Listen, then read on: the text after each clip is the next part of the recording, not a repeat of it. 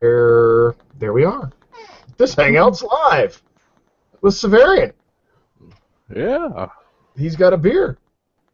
I do. You don't look the same without holding a calzone. Something No, that was the literally the size of your face. I I still have know. that. I still have that picture. Oh my god! It was literally like a large pizza that they just folded in half. But how good was it? It was incredible. So it just I don't know. A question: you going to be able to make the Ozarks meetup this year?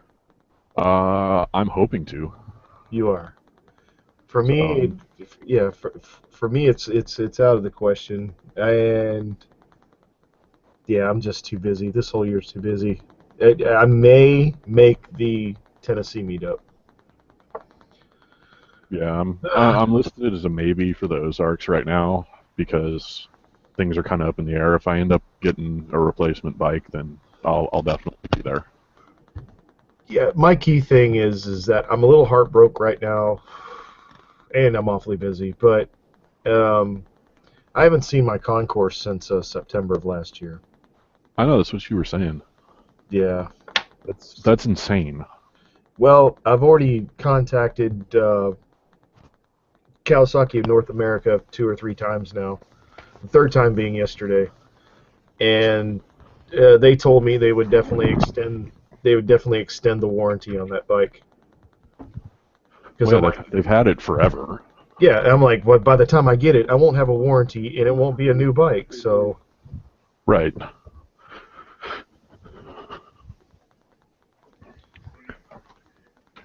So that yeah, that definitely sucks. Yeah. There is only open fire, and I need to reload. What are you watching? It's not gonna work. Who, me? Yeah, My there's. rule is use the biggest thing you got. I'm actually not watching anything. Oh wow, I heard something. Yeah, that's my roommate. He's playing Oh, a video game with some other people. gotcha. But like I said, the beauty of a wireless headset, you would never know that I'm standing in my driveway right now. Nope. My neighbors will look at me funny because they'll be like, but you know. Oh, lost a little connection there.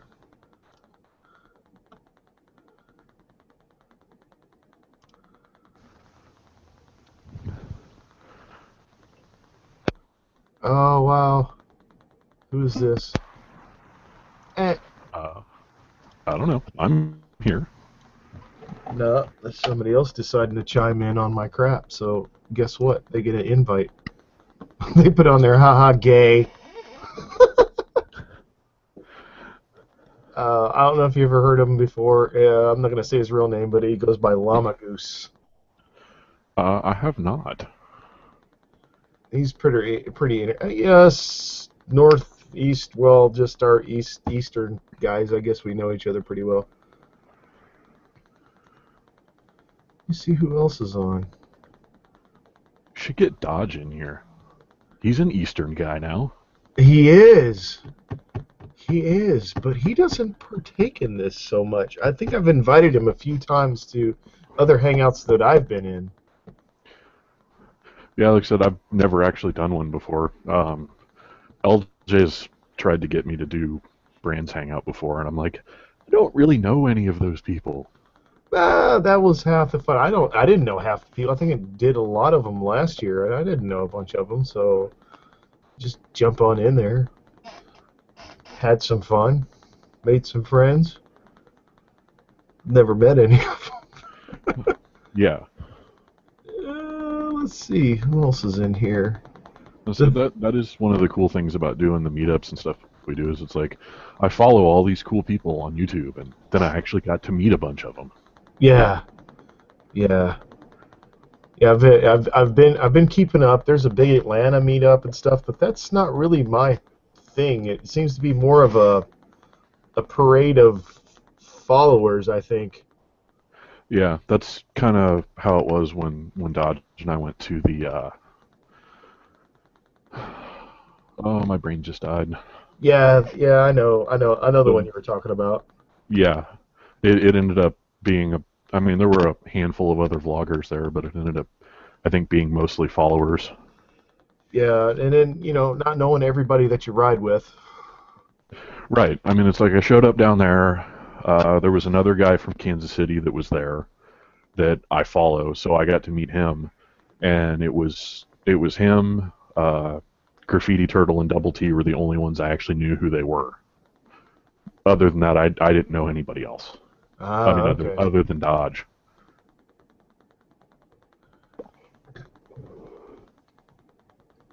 Oh, crap, there's really no one online tonight.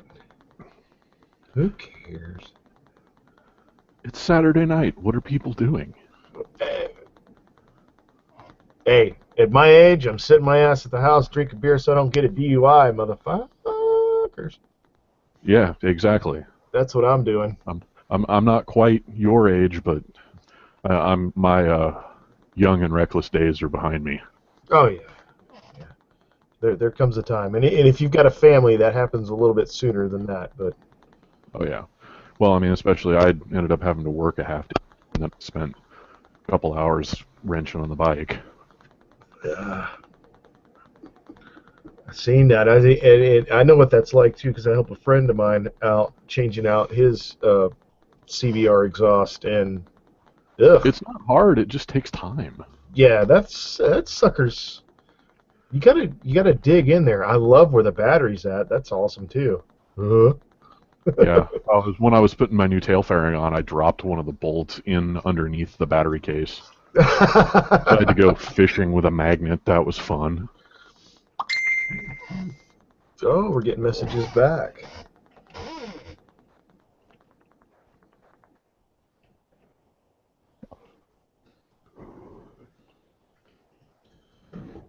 Yeah, wife's playing bingo. I was watching the first season of The Walking Dead. Uh, the bikes have been ready to go for a day. Then it rained on us forever. Yeah. I was supposed to do my exhaust last weekend, but uh, it got nice, and I ended up riding to work like 3 days this past week. Whoops, sorry, gotta ride it.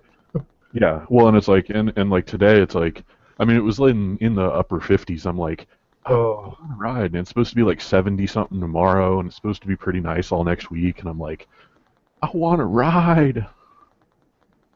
well, the boy he showed up Friday afternoon, and he comes in here to my office and he goes, "Hey, let's take the bikes out because he's got the just call it a new. I mean, it's a 2008, but it only had 2,600 miles, I think, when we got it. It's a That's 2008 Ninja 650, that's cool.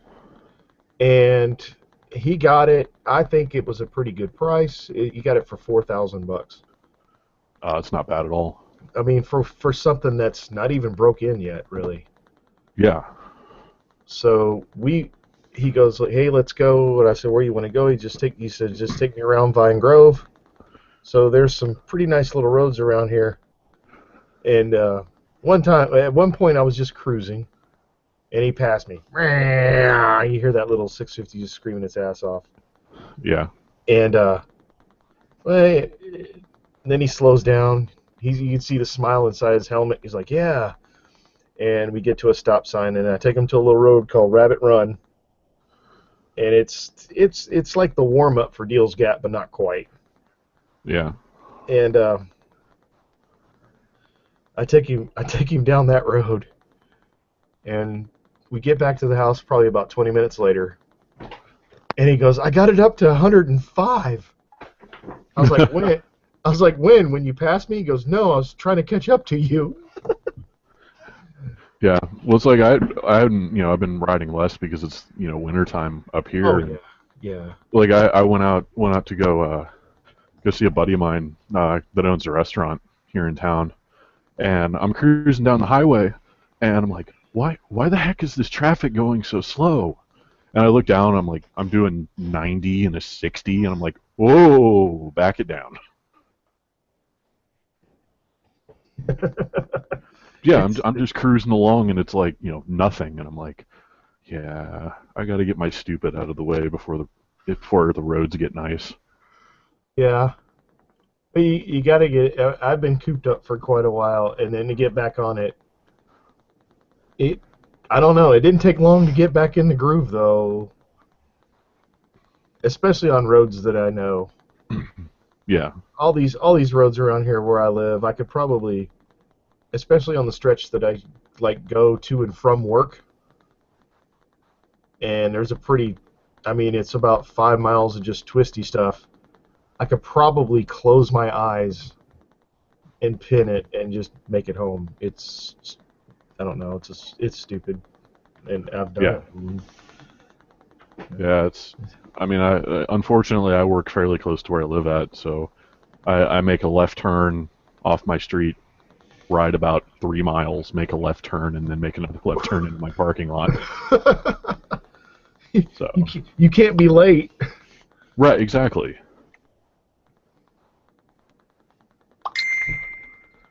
That's cool. Oh shoot, there was somebody here. I owed them an invite. It's not just going to be the Siberian and Sarge hangout. A few more people in here. Oh, Enrique, he got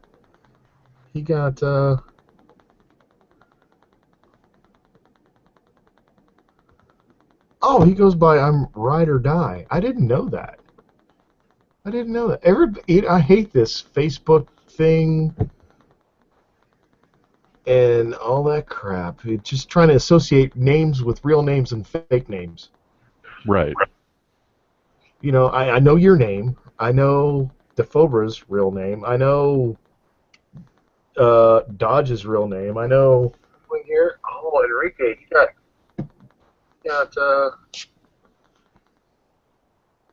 Yes, sir. What? Oh, look at that bat. Hey, look at that badass bike in that picture. I hate this Facebook thing. Hey, turn down your speakers, man. Echo, echo, echo. Yeah. Uh, yeah, that's why I have a separate email address for all my vlog stuff, because it helps me kind of separate everything. Yeah. If Ride or Die could just get some earbuds or something, that helps. You can hear the conversation. There you go. Yeah, I had a senior moment there. A senior moment. Yeah. All I do is work, so my brain is mush. Mush. Oh man. All I do is pay bills. That's all I'm good for. I'm the cow. Yeah, I told somebody, they said, oh, you got paid? I said, no, I'm holding somebody's money. There you go. What's getting paid? What is that? Exactly. What is this paid you speak of? It's nothing more disappointing than getting your paycheck and realizing that, oh, hey, I just got paid whatever, and wow, half of it's already gone. Yeah. A blink of an eye. Yeah, that's how my paycheck next week's going to be. 2/3 of it's already accounted for elsewhere. I'm working on this year. I'm working on just getting out of debt. That's exactly what I'm doing. Hence why I'm selling my CBR. Just to free up some money to throw at other things. Yeah. And then you just regroup afterwards and, I don't know, get another bike or, Yeah, I mean, whatever I end up with is probably just going to be kind of a holdover until I can, get some of my finances squared away, and then I can actually, be stupid about whatever bike I decide to get. Trust me, I have a major hard-on for the 1290 Super Duke. And the local KTM dealer has one on their showroom floor. Oh, hey, just start a GoFundMe.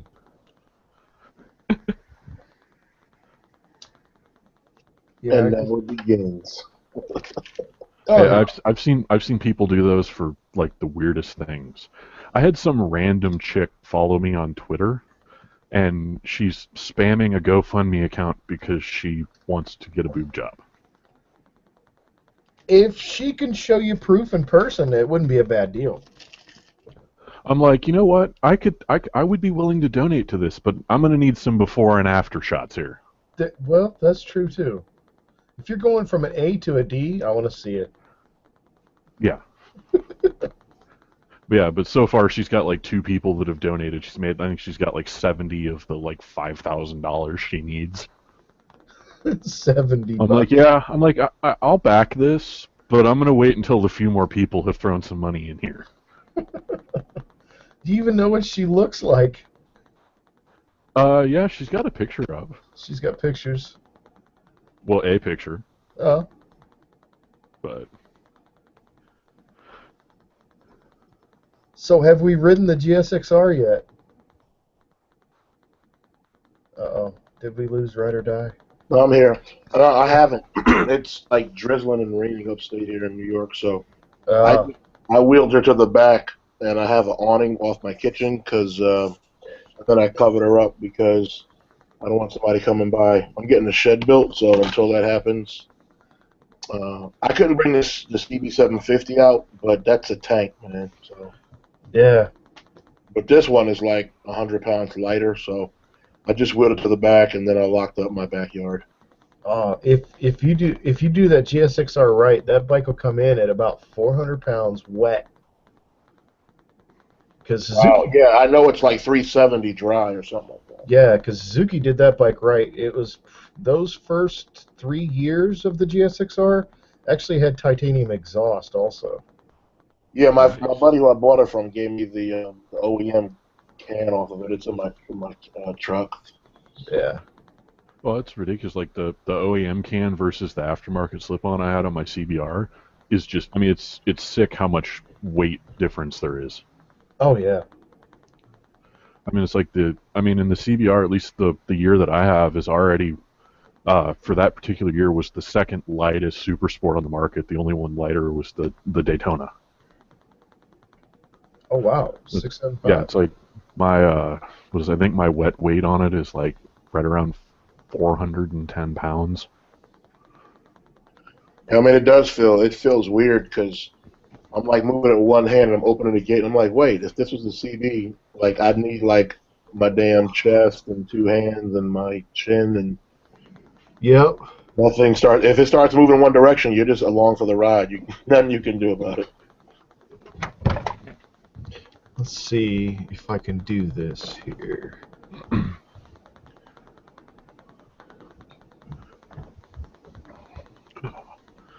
Okay. Got that.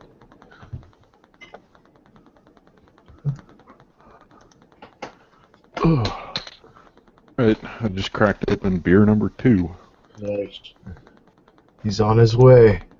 I got to catch up to I can you. only dream of beers. I did get to watch my Yankees though earlier. I mean, it wasn't a real game, but still.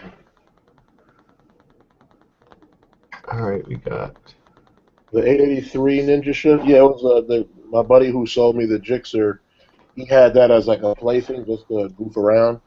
It was kind of small. I'm a big guy, so I would try the 1200, but it was smooth as hell. Just not as responsive. You know, you get used to like the inputs. Like if I went around a turn and you're like at real low speeds, you'll feel it like want to almost drop. So you gotta also get used to that. But I have no complaints. I mean, I haven't ridden enough Harleys to say bad about them, but it's a nice bike though. I mean, I wouldn't be against it for a starter bike. You know, if you had a chance to ride one, or I've got a buddy who has a really tricked out 1200, like big bore kit and sick air filter and all that jazz.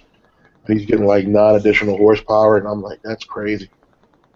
And but yeah, they're nice. It was kind of small though for me, but I asked my friend, I said, can I just ride around the neighborhood real quick? He's like, yeah, I don't care. I'm gonna say this much with that 1000. If the roads are remotely slick, be gentle.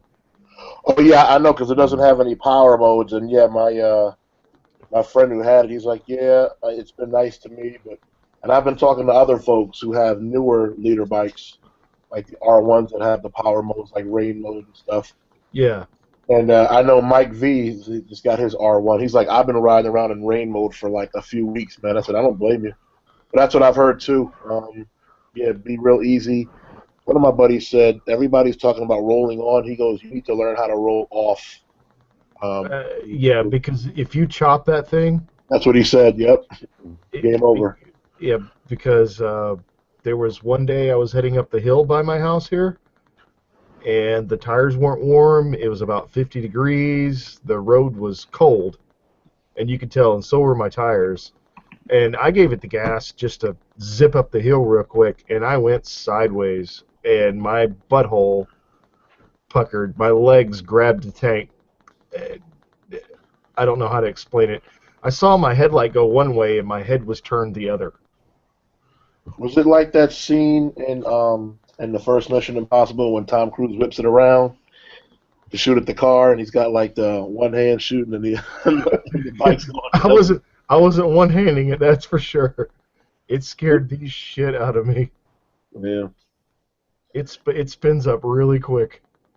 that's what he's. Well, I've known him for like close to 10 years. We work at the same place. He works a different shift, so I've seen the bike for years. You know, and I mean that thing's you can hear that bike coming from like a mile away. So. But when I got my an M endorsement 2 seasons ago, he was like, "Hey, you want to go ride it?" And I sat on it and I turned it on. I was like, "Yeah, I'm not ready, man." Yeah,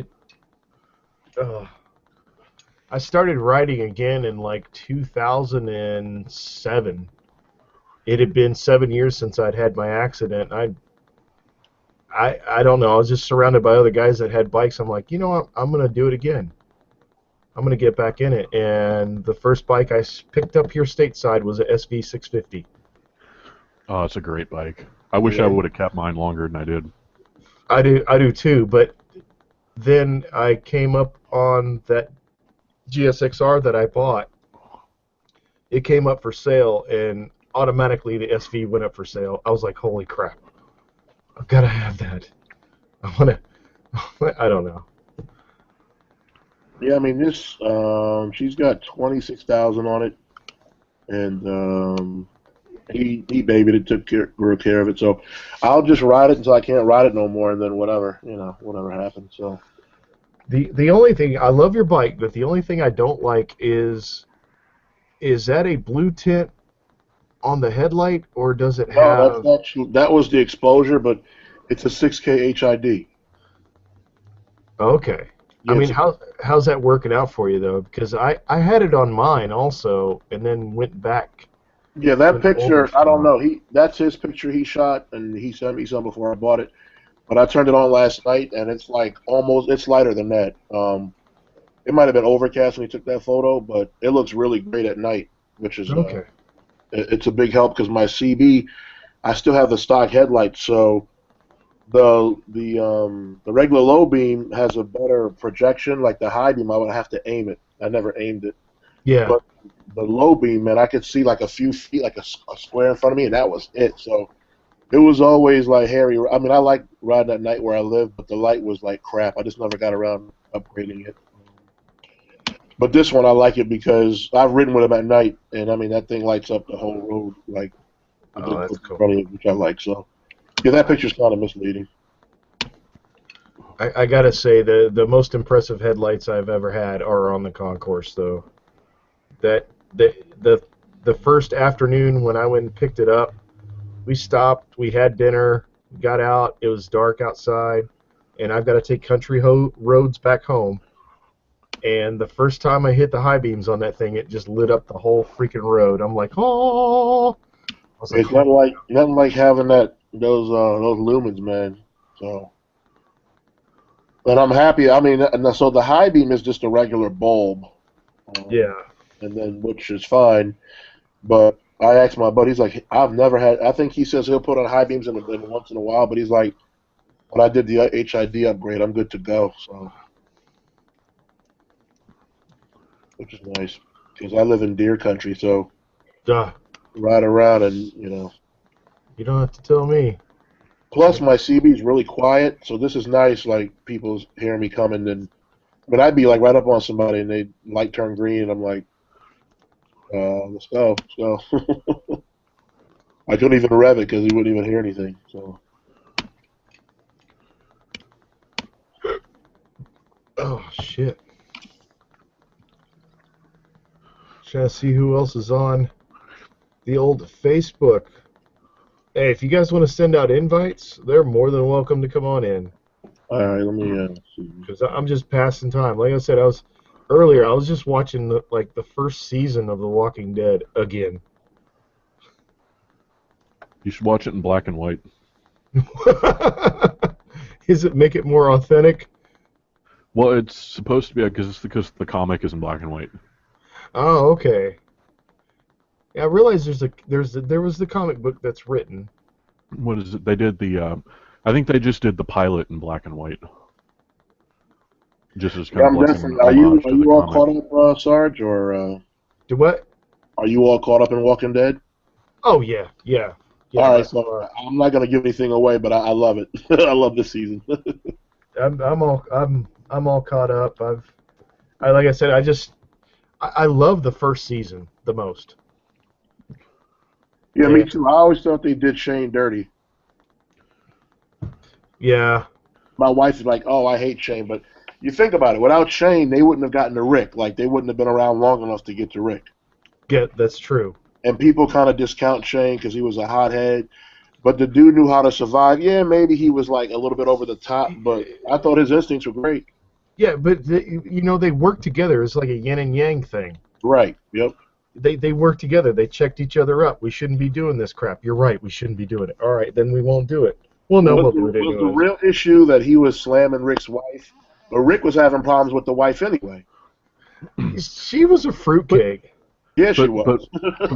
Rick kind of knew. I mean, it was Rick knew about it though, and he's like, yeah, whatever. I'd probably have done the same thing basically. Yep. Yeah. It's like, yeah, it was like you thought I was dead.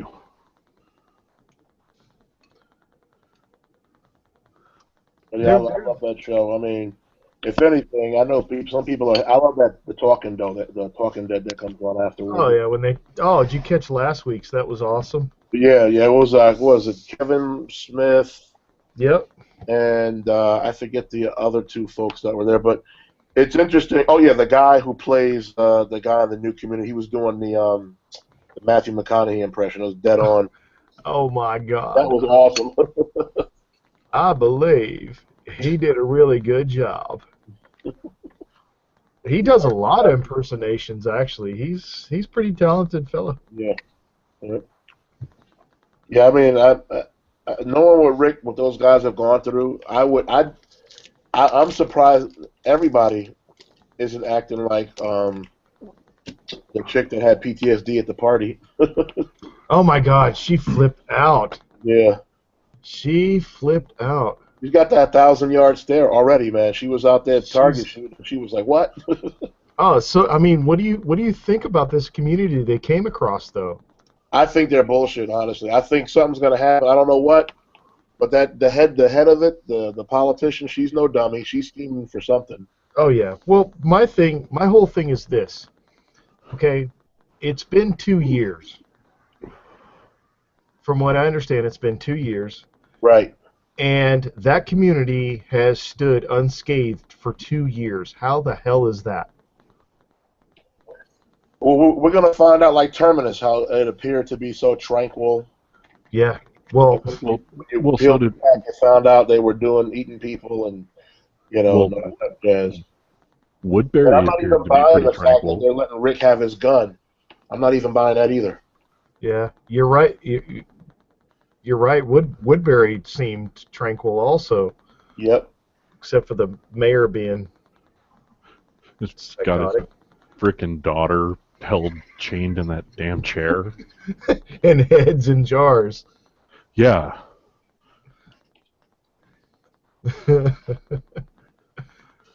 I'm jealous of people, the riders who live like in the South, Florida, Texas, Carolinas, Georgia. I won't even talk about California. They don't even have any seasons. It's just perfect. Yeah. I mean, then they get rain. You can make it bad occasionally. It's like heck, I'd ride in the rain.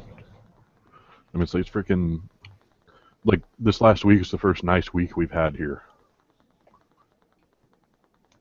Yeah, I mean, I can't complain for upstate New York being 40. It is like a nice relief, even having like minus Well, 10. considering you guys have been getting slammed with just Yeah, wave after wave of snow. I'm happy all the snow's pretty much melted, and now it's like mud season, and now you just got to sit tight and wait for. It's mud season. It is the Yeah, roads it's are like, like something out of Game of Thrones, man. It's all like just mud roads. Oh, that's another one I want to watch. I haven't seen Game of Thrones Oh, you like it, man. because I just got done. It took me a week and a half, and I watched all of Spartacus. Are you watch Vikings? That's a good show. No. Yeah, that comes on I think A&E or something. It's pretty badass. It's like kind of semi-historical, um, Okay. but it's a drama. But the guy who played there was a show that came on with Patrick Swayze called Beast, and he had like a counterpart that he was kind of training. The guy who was the lead in that um, and the Vikings was on the show. The Fober says Enrique. So yeah, somebody said, "What's your wife think of the new bike?" I'm like, "Oh, she's indifferent." They went, oh, okay, that's good. She's indifferent. Well, I had the kitchen done last week. I had like a new sink and fixtures and a what do you call dishwasher put in for her. She was like, "If you get me a dishwasher, then you can get a new bike." So I was like, "Done." And then it kind of went up to well, we did need a sink because we bought the house a few years ago and we're slowly like redoing things. So I was like, "Okay, whatever." So I said, "I'm getting the bike now." She was like, "Okay." Well, hey, when you live with a significant other, you sort of pay for their stuff first, and then hey, Absolutely. next thing you know, you're getting a new bike, or a newer Yep. bike, or a bike. Yeah, to me it's new. I know people are like, "Is it a 2014?" Like to me it's new, so I'm happy and we're not far enough in 2015 for that to be really considered old. yeah. No. But I mean, she takes good care of all of us, so I mean, somebody said, "Well, it's not for her; it's for both of you." I'm like, "Yeah, because I'm really using that dishwasher. I can care less. I could use paper plates if push came to shove." But yeah, it makes her life easy and stuff. So And that's what they say. Happy wife equals a happy life. you There ain't you kidding, man. go.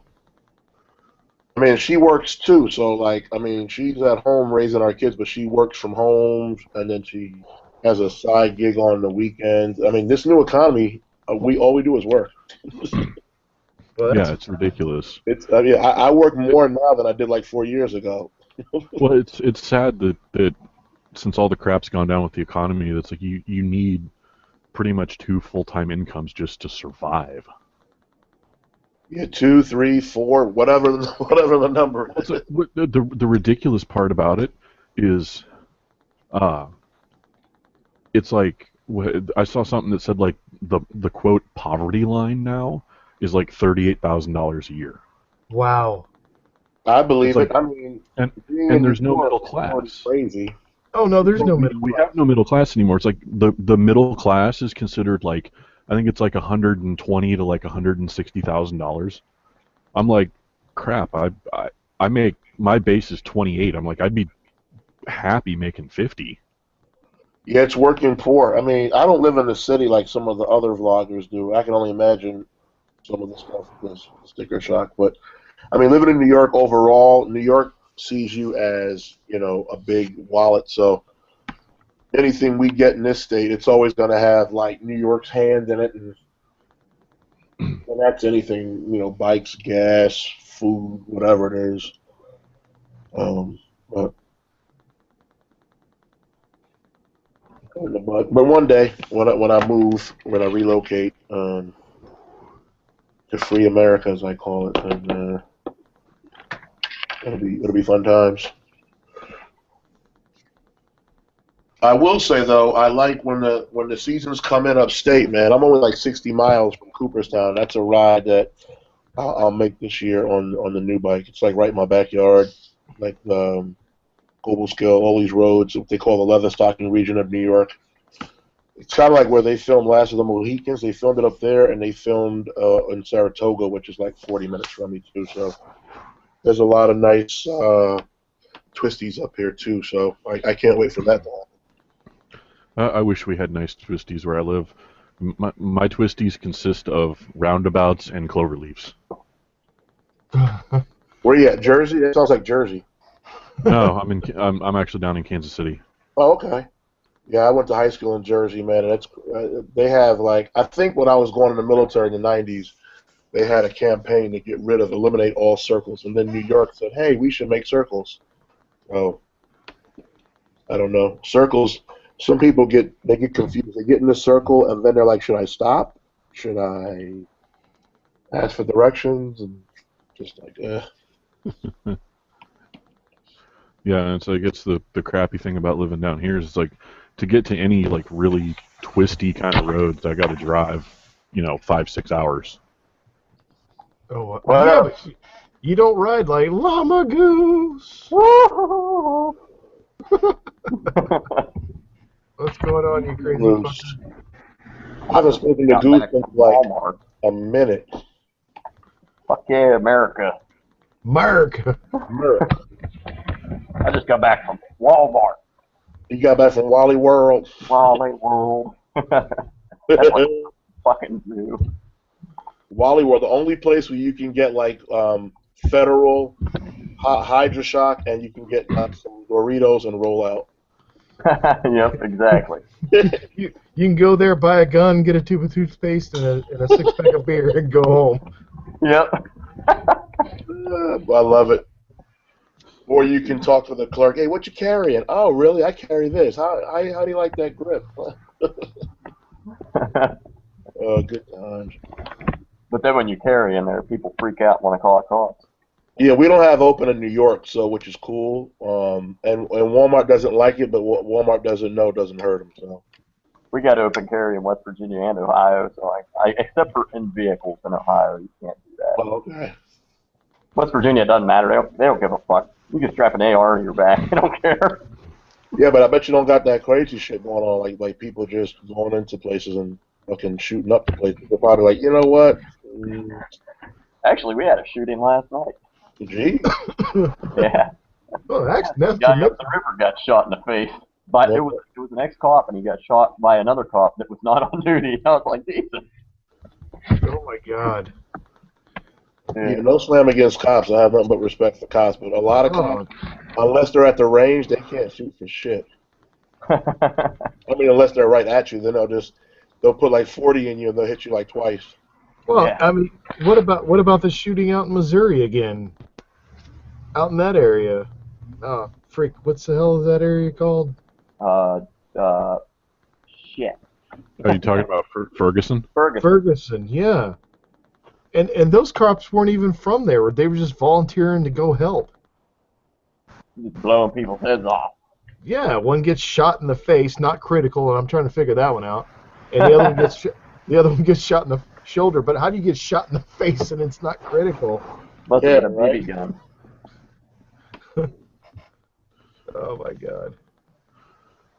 Yeah, that's I did a see little a odd. posting on Facebook earlier where somebody got shot with, I think double-aught buck, but it was salt. And there's a before and after. And the guy said it hurt more coming out because they got to pour hot water on you to dissolve it. And he said he felt like he was being ripped apart. So anybody who says that salt doesn't work, yeah, bullshit. It definitely gives you pause. Oh, believe me, when you start talking guns to guys, and all of a sudden the macho image comes up, you need a 44 Magnum, you need a 45, the knockdown power. I'm sorry, you shoot me with a pellet gun, my ass is going to the ground, and I'm crying like a bitch, because it's probably going to hurt. That's knockdown power. Yeah, I've always been more of a knife guy myself. Yeah, I remember Just my knives don't class, run out like of the bullets. military class, they had this experiment with the knife, the 21-foot rule, and they have a guy with like a butter knife, and one of us in the class, and they're like, okay, somebody come up, and we all had our pistols cleared. All right, somebody come up, and then somebody come up with a butter knife, and every time the instructor would hit the stopwatch, the person with the butter knife would get up on the person with the pistol and have it at their throat before the guy could like even draw. Yeesh.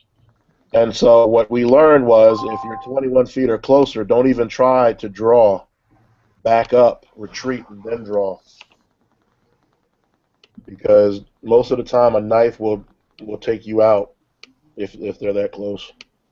Oh yeah, you can make up ground really quick. Yep. Because by the time the person draws, because most people, unless they train like crazy, like savages, they're going to try to go two-hand and then try to get a sight picture. When the shit hits the fan, you just got to do, like Rob Pincus says, you got to do that point shoot and keep it right to your ribs and just go, bam, bam. Actually, as you're drawing, you're already shooting coming up. As you're coming up, you're shooting. Yep. You're doing Mozambique on them. Damn Brits. I like to assault people with commercial trucks, heavy commercial trucks. Yeah, you don't even need a It is much greater than a gun or a knife. I'd say you need a CDL for that, though, right? Yeah, they're not that hard to get. They practically give them out anymore. What'd you get shot with? A Freightliner? No, it's a freight shaker. Well, I saw That's a what they pretty call sweet truck on YouTube, and I swear Sarge jumped out of it. Oh, that's the video you put up and tagged me on it, didn't you? Yeah. Yeah. I'm like I'm like, okay, that's a sweet truck, and then the dude hops out of it, and I'm like, is that Sarge? He did. He looked just like me, about the same height, same build and shit. He's like, yeah, it's my truck. I'm like, he's right. It looks like me. I wouldn't have a truck like that though. No. Well, if you gave it to me. You said in that case, in that example, the only thing you turn down is your collar, right, Sarge? There you go. Fucking A. I'm doing great tonight, man. 3 thumbs down on the video already. Fuck yeah. I love YouTube. Yeah, I remember that hangout, Mom, it was like a year ago. You had Hush in there. It was like a couple of us in there, like Green Turbo, and everybody was drinking that night. Oh yeah. Everybody Well, was fucking wasted. Dude, me drinking is a given. I'm about to go get a beer right now here in a minute, but Oh yeah, man, it's a given. I'm on number You got- 5. This is an all drinking episode. Oh, You got yeah. some catching up to do. Sarge is on like number 5. I'm about This halfway is through number- number 2. I'm working on a Rebel IPA here. Ooh. I went out earlier because I knew I had to work, so it's clutch. What's good, guys? What's good, player? Clutch. Not much. Just chilling. Thought I'd join you guys. Cheer. We just got More the merrier. Yeah. Man, I miss the old days of Baker X Derek. I started watching him when he was like, I don't know, MotoVlog 11 or something. Yeah, Way yeah. back in the day. I didn't even know of him until he messaged me on YouTube and he's like, hey, I'd like to give you a shout out if you can make me about a 30-second video. Okay. I'm like, who is this? And so I checked out his channel and he's already blown past me in subscribers. I'm like, why the hell not, And then the next morning when I woke up, or a day or two later, however long it takes, he'd put a shout out to me, and my freaking phone was like 80 emails just sitting in there. I know, mine was blowing up when he gave me a shout out on his channel the one time. He gave me and Hush one. And my God, it was like, I got one from him too, and mine was like hundreds. yeah, it's like 150 subs in like 5 minutes. Like, Jesus Christ. Yeah, it was crazy. Yeah, that was absurd when he did that too on my channel. I'm like, and I had just started because my channel is fairly new, and it was really quick. And I was making the video, saying thank you to him, and my phone was still like blowing up while I'm making the video. It was like crazy. Damn. Yeah, Until weirdly till right now, it still trickle downs a little bit because I still get messages saying, "Oh, saw you on Baker." Yeah, Baker or Baker X Derek sent me. Yep. Yeah. That's what I Yep. get once in a while. Months after, yeah, it's crazy. I'm like, damn, that video's like, for me, it's well over a year old. Yeah. But it's him. it's crazy in the fact that I get into these discussions / arguments on YouTube sometimes with some of these guys and some of the bigger vloggers about, I think you're missing the point of what it was all about, but they're not. It's a business to them, and I understand that. Yeah. But then again, they're not the only ones that do it, and I think that's one of the reasons I like Baker and I like Accidental Broadcast, is because they won't throw their numbers in your face. Yeah. You know, there's a few in there that I'll get a message from them on YouTube, and they're like, "Well, you just need to shut up because you're just a nobody, anyways." Yeah. Right. And I'm going, "No, I don't. I'm not a nobody." You know what though, guys? I've been dying for the day for somebody to say something crazy like that to me on the internet. Oh, you're a nobody. You're a nobody. I'd say, well, yeah, you have a lot more subs than I do. We should put up bank statements online. Oh. Yeah. Subs can match accounts. We can do that, and then let's see here. We can also put up, let's say, careers. Yeah, we can do that too. In the fact that I'm not working at a cycle gear. I happen to hold 2 government jobs. 2. Wow, 2 government jobs? I only have one. I'm actually at one of my government jobs right now.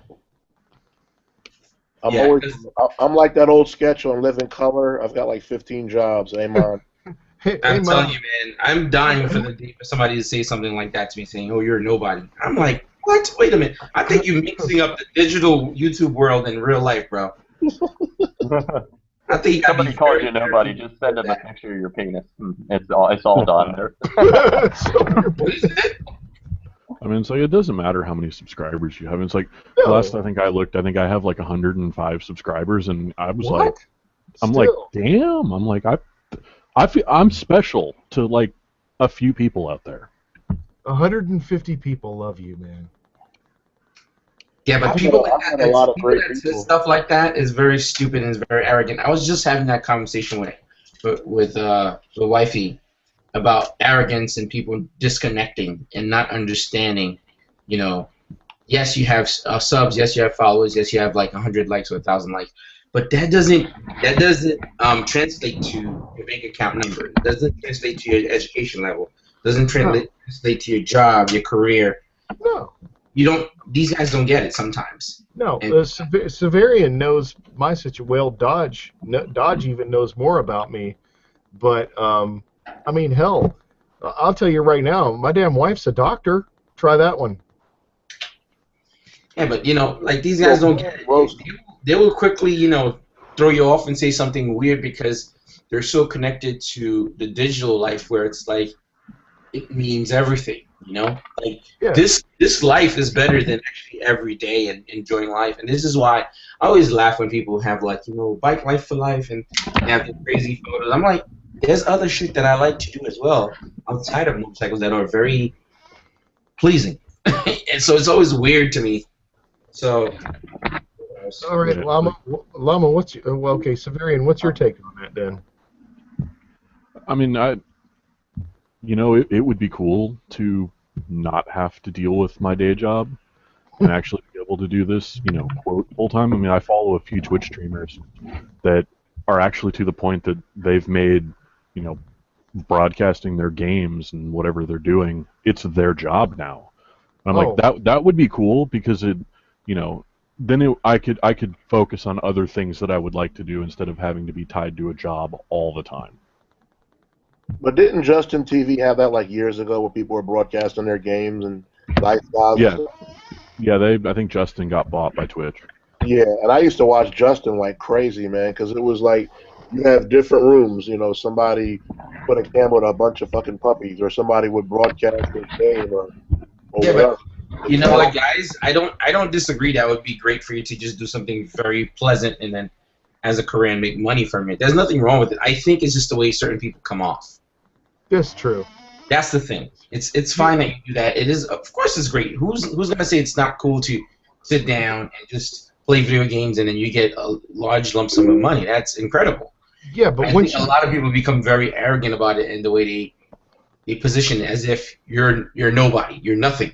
Yeah, well, That's the problem. when you get that high up, you got to be a bit more professional about what you say and what you do. Absolutely. And you can't. In retrospect, for me, I'm not one of the initial MotoVloggers. I'm not. Those guys started 2 years before I did. But you got to also remember that those guys, if they hadn't have done it, you wouldn't have seen it. You wouldn't have done it yourself. Yeah. Well, I mean, it's like one of my favorite MotoVloggers is Blinky Cap. Like I spent an entire weekend watching like all of his videos. Well, he's back, isn't he? Yeah, he got an R6. Yeah. Yeah, he seems like a cool dude. Yep. Yeah, he got a R6, as he calls it. Yeah, it's pretty nice. Red and white, I think. Pretty nice bike. Yeah. I like his description about it. Was like it's like having a hot girlfriend that doesn't want to sleep with you all the time. You know, she'll sleep with you sometimes, but she's always there. Oh yeah. I love a lot of the Australian vloggers because they're just. I don't know.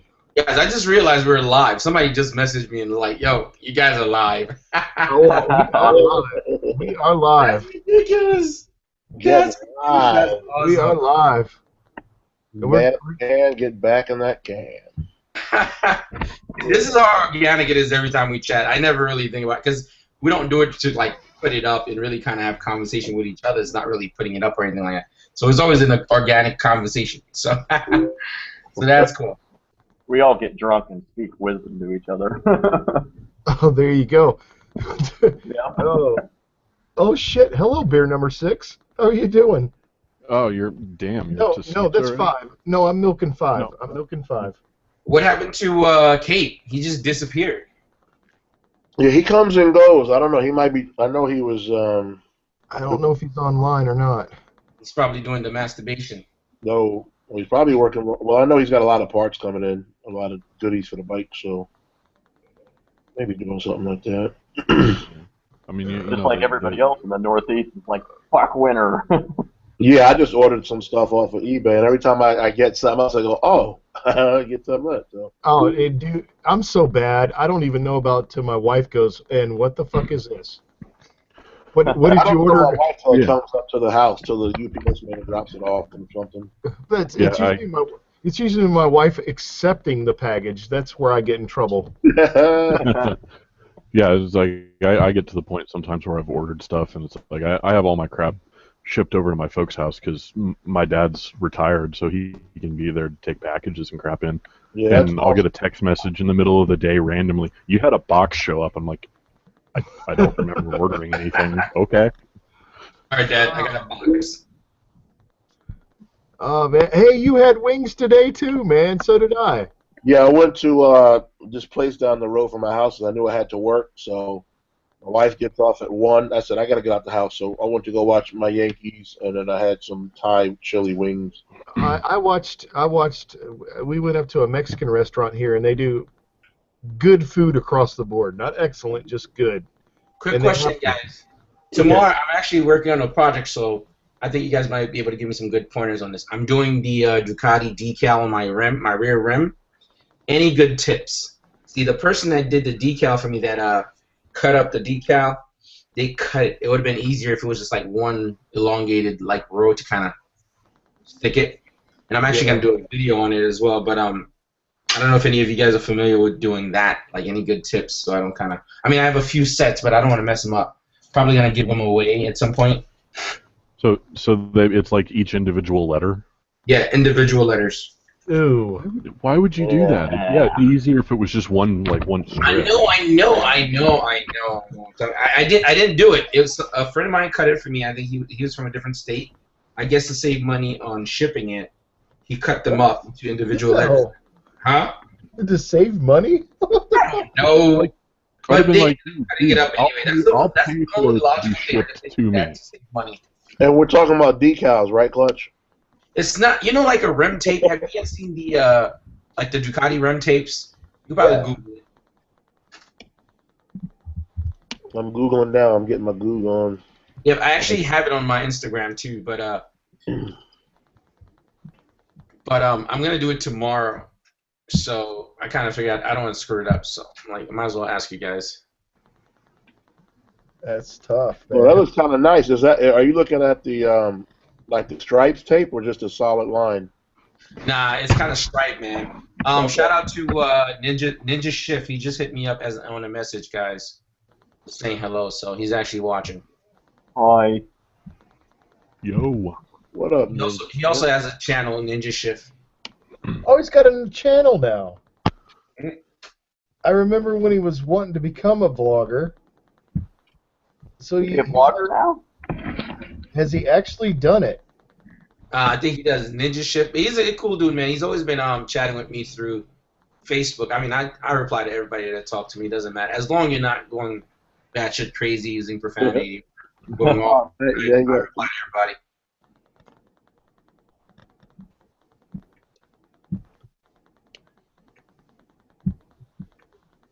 But yeah, I was doing the same thing, man. I was having wings and drinking beer and watching the Kentucky Wildcats whip up on Auburn today. College basketball. I saw the UAB game. I was watching that. College ball is where it's at. That's what everybody's telling me because you guys probably know that I'm a huge Knicks fan, but we're losing like hell. But these guys are not playing. They already paid already, so they're not really playing for the game. They already have the money, so it's not great. Yeah, it's like I made it. I'm okay with this. I'll sit the bench for 15 minutes or so. I'm okay. Man, don't you wish you could be like a bench guy? I mean, I think they like 100. Babe, they make like 120,000. The bench guys. Well, the minimum's more than that. It's like 300, something like that. Well, yeah, it's like I'd take league minimum to play in the NFL because league minimum's like 350,000. Yeah. Nah, see, I wouldn't do the NFL because let's say somebody gets injured, they're like, hey, you got to go in, because these linebackers are like animals. With basketball, it's just like last minute. Yeah, it's like last minute. Like league minimum for this year is $525,000 with no service. 1 year of service, $845,000. 2 years, $947,000. 3, $981,000. And 4, $1 million. So look, I'll go to the NBA and I'll wipe the floor all day and be making $500,000. I'll ride Pine all season. I don't care. I don't even got to shoot shit. Oh hell, they're with the property value. They're with the property value of this vlog. It's like I'll keep the bench nice and warm for y'all. Yeah, I wouldn't. I don't know about the NBA. I mean the NFL, because that's like your quadriplegic waiting to happen right there. Be wearing a halo. Yeah. One hit, you're like talking to a straw. Yeah, I was down at a buddy of mine that owns a restaurant here in town, and it's absolute bonkers here in Kansas City because we've got the Big 12 tournament going on, and our local comic book convention is happening this weekend. Oh, you got Comic-Con? Yeah. Nice. It's just a little local deal, but it's slowly getting bigger. So, I mean, we got who's the big draw this year? Is freaking we got Steven Bell from Arrow here this year. I think the only reason I go would be for the Comic-Con chicks, man. Your little cosplay for you, Sarge? Oh hell yeah, man! Some of those girls are hot. Markin, you have a Hyper Motard, right? No, I've got a Z1000 and I got a Course 1400. Actually, two Z1000s. He's got a sexy Z1000. Yeah, that Z1000 is insane. Uh-oh. Yeah, Severian. I've been trying to convince the wife to start. She's got her own channel now, and I'm pretty sure you saw her. I don't know if you saw her first video. She gave She gave Dan what's what, and that was all from her. That was not from me. She watches our videos. She watches my videos, and when she saw his video, and then she saw, crap, what's his name out in Arizona? Flashwing? Flash. She saw Flashwing's video, and she's like, I gotta say something about this. I said, why don't you put it on your YouTube channel? She goes, I fucking will. That's what she looked me right in the eye, right square in the eye, and I said, bitch. He said, "Dooley." That video, that was going to be my first video for the that Do It With Dan video. That was gonna be my first, and I'm like, I'm not even gonna do it anymore because Flash already did it. But it was brilliant. Yeah, but she when I turned the camera on, I put it on the tripod. I said, "Here, say what you want to say," and she just like flipping went off. I'm like, "Oh, well, all right." I said, "You probably can continue this and blow some of these male motovloggers out of the water. One, you ride a Z1000, which is built. It's no laughing matter. Hers was built for the drag strip to begin with. I've heard stories about hers. Yes. Mine is a pussycat compared to hers. And I like yours, though. yeah, it's stock, predictable, fun, lightweight. You forget it's even underneath you. That's what I love about it. But I said, if you just throw a camera on your helmet and speak your mind, you would blow all these male motovloggers out of the water. Oh yeah. Because she's like 5'4". Well, you've seen her. Yeah. She's 5'4". You throw a riding suit on her, you can't tell what she looks like. She could be, I don't know, beating the hell old hag, but she's got a body. And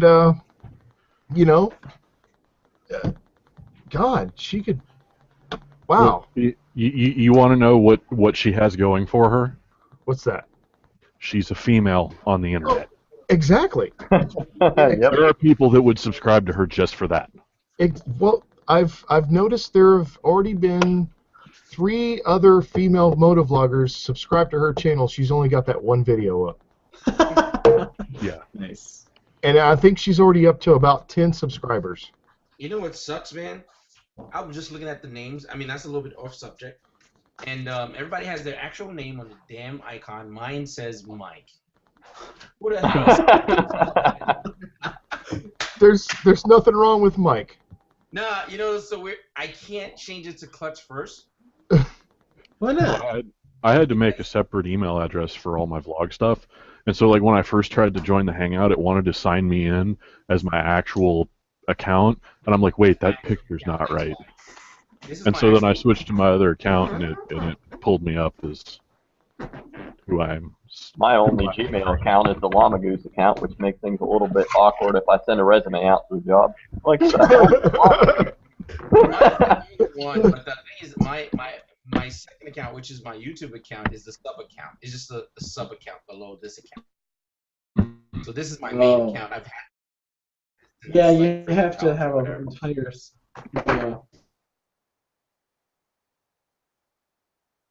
My real name, and they allowed me to change it. So I don't know. Mine's like first and last name. But anyway, if anybody's watching this and like, who the hell is Mike? It's Clutch First. It's Clutch First. Like, who the hell's that guy? We've only got 12 people watching, so it's no big deal. Hey, Hey man, why not? There's nothing wrong with that. You should title it MotoVloggers and Mike. Hey, Clutch First, try going to your Google profile account and clicking on your name. That's how you edit your name. I don't know if you want to change. Yeah, but it asks you for a first and last name, right? I don't think you could have it without a last name. Yeah, I did mine as Pure Rides and then Motovlogs. So it just Motovlogs just my put last in name. like a space or a period or something? Yeah, just Space counts as a character, doesn't it? some programs yes, some programs no. You'd have to mess with it. But I know if they need a character, you could definitely just put like your name and then like a period. Because I've had to do that on some places before. Yeah, that's You're why right. my You got an Google FC1, Plus don't says. you? Huh? You got an FZ1, don't you? Me? Yeah. Yeah, that thing's sexy. Go on. I'd love to have an FC1. Oh, yeah. I love. Don't get me wrong. I got Suzuki's, redheaded stepchild version. I mean, don't get me wrong. I love my 600RR, but I mean, I'm not old per se, but I'm definitely not as young as I used to be. And the last few times I've gone riding, my knees have been like, nope, can't do this anymore. It was the last East Tennessee meetup we went on. Dude, I was dying. You were dying. I was dying on my Z, and you wonder why I left you guys. I'm like, I just have to get back. It was killing me. And we out there on those roads, man. Yeah. My little Did bandit. you see the video that what was it, Killboy put up a few days ago of that big rig in the snow? No. Yeah, because like I guess him and a buddy of his were out doing some filming, and on the North Carolina side it was all plowed and everything, right? Like the road was clear, but as soon as you crossed the state line into Tennessee, it was just ice and snow. That dumbass tried to come through there? No, he was coming from North Carolina into Tennessee, and you know how right there, like there's the fence that's basically the state line. Yeah. And there's that huge giant turnoff right there. Yeah. They stopped and were trying to get him to turn around, but he kept going. No. And he made it like 4 turns in, and he was on one of the left-handed hairpins, and the back of his trailer slid off the damn road. Hell yeah. Dumbass. And I'm like, I left a comment on it. I'm like, I've been down that road on my 600 during the day when it's dry, and it's a bitch. I can't even imagine doing it in the snow, and it was at night. Ooh. I would never put my bike out on any kind of days. I just don't, and it's not even really about bashing anybody that rides in these conditions. I just don't find it pleasant to actually even ride when it's like that on the road. I just don't. I feel the same way about it. I mean, I've been out riding a few times around here, and it's like I have to keep consciously telling myself I can't ride the way that I want to because there's still all the salt residue and crap on the road. Oh, and that's what caused me to low side last year. Was I just went around a corner and there was salt residue, and the back end just came around on me.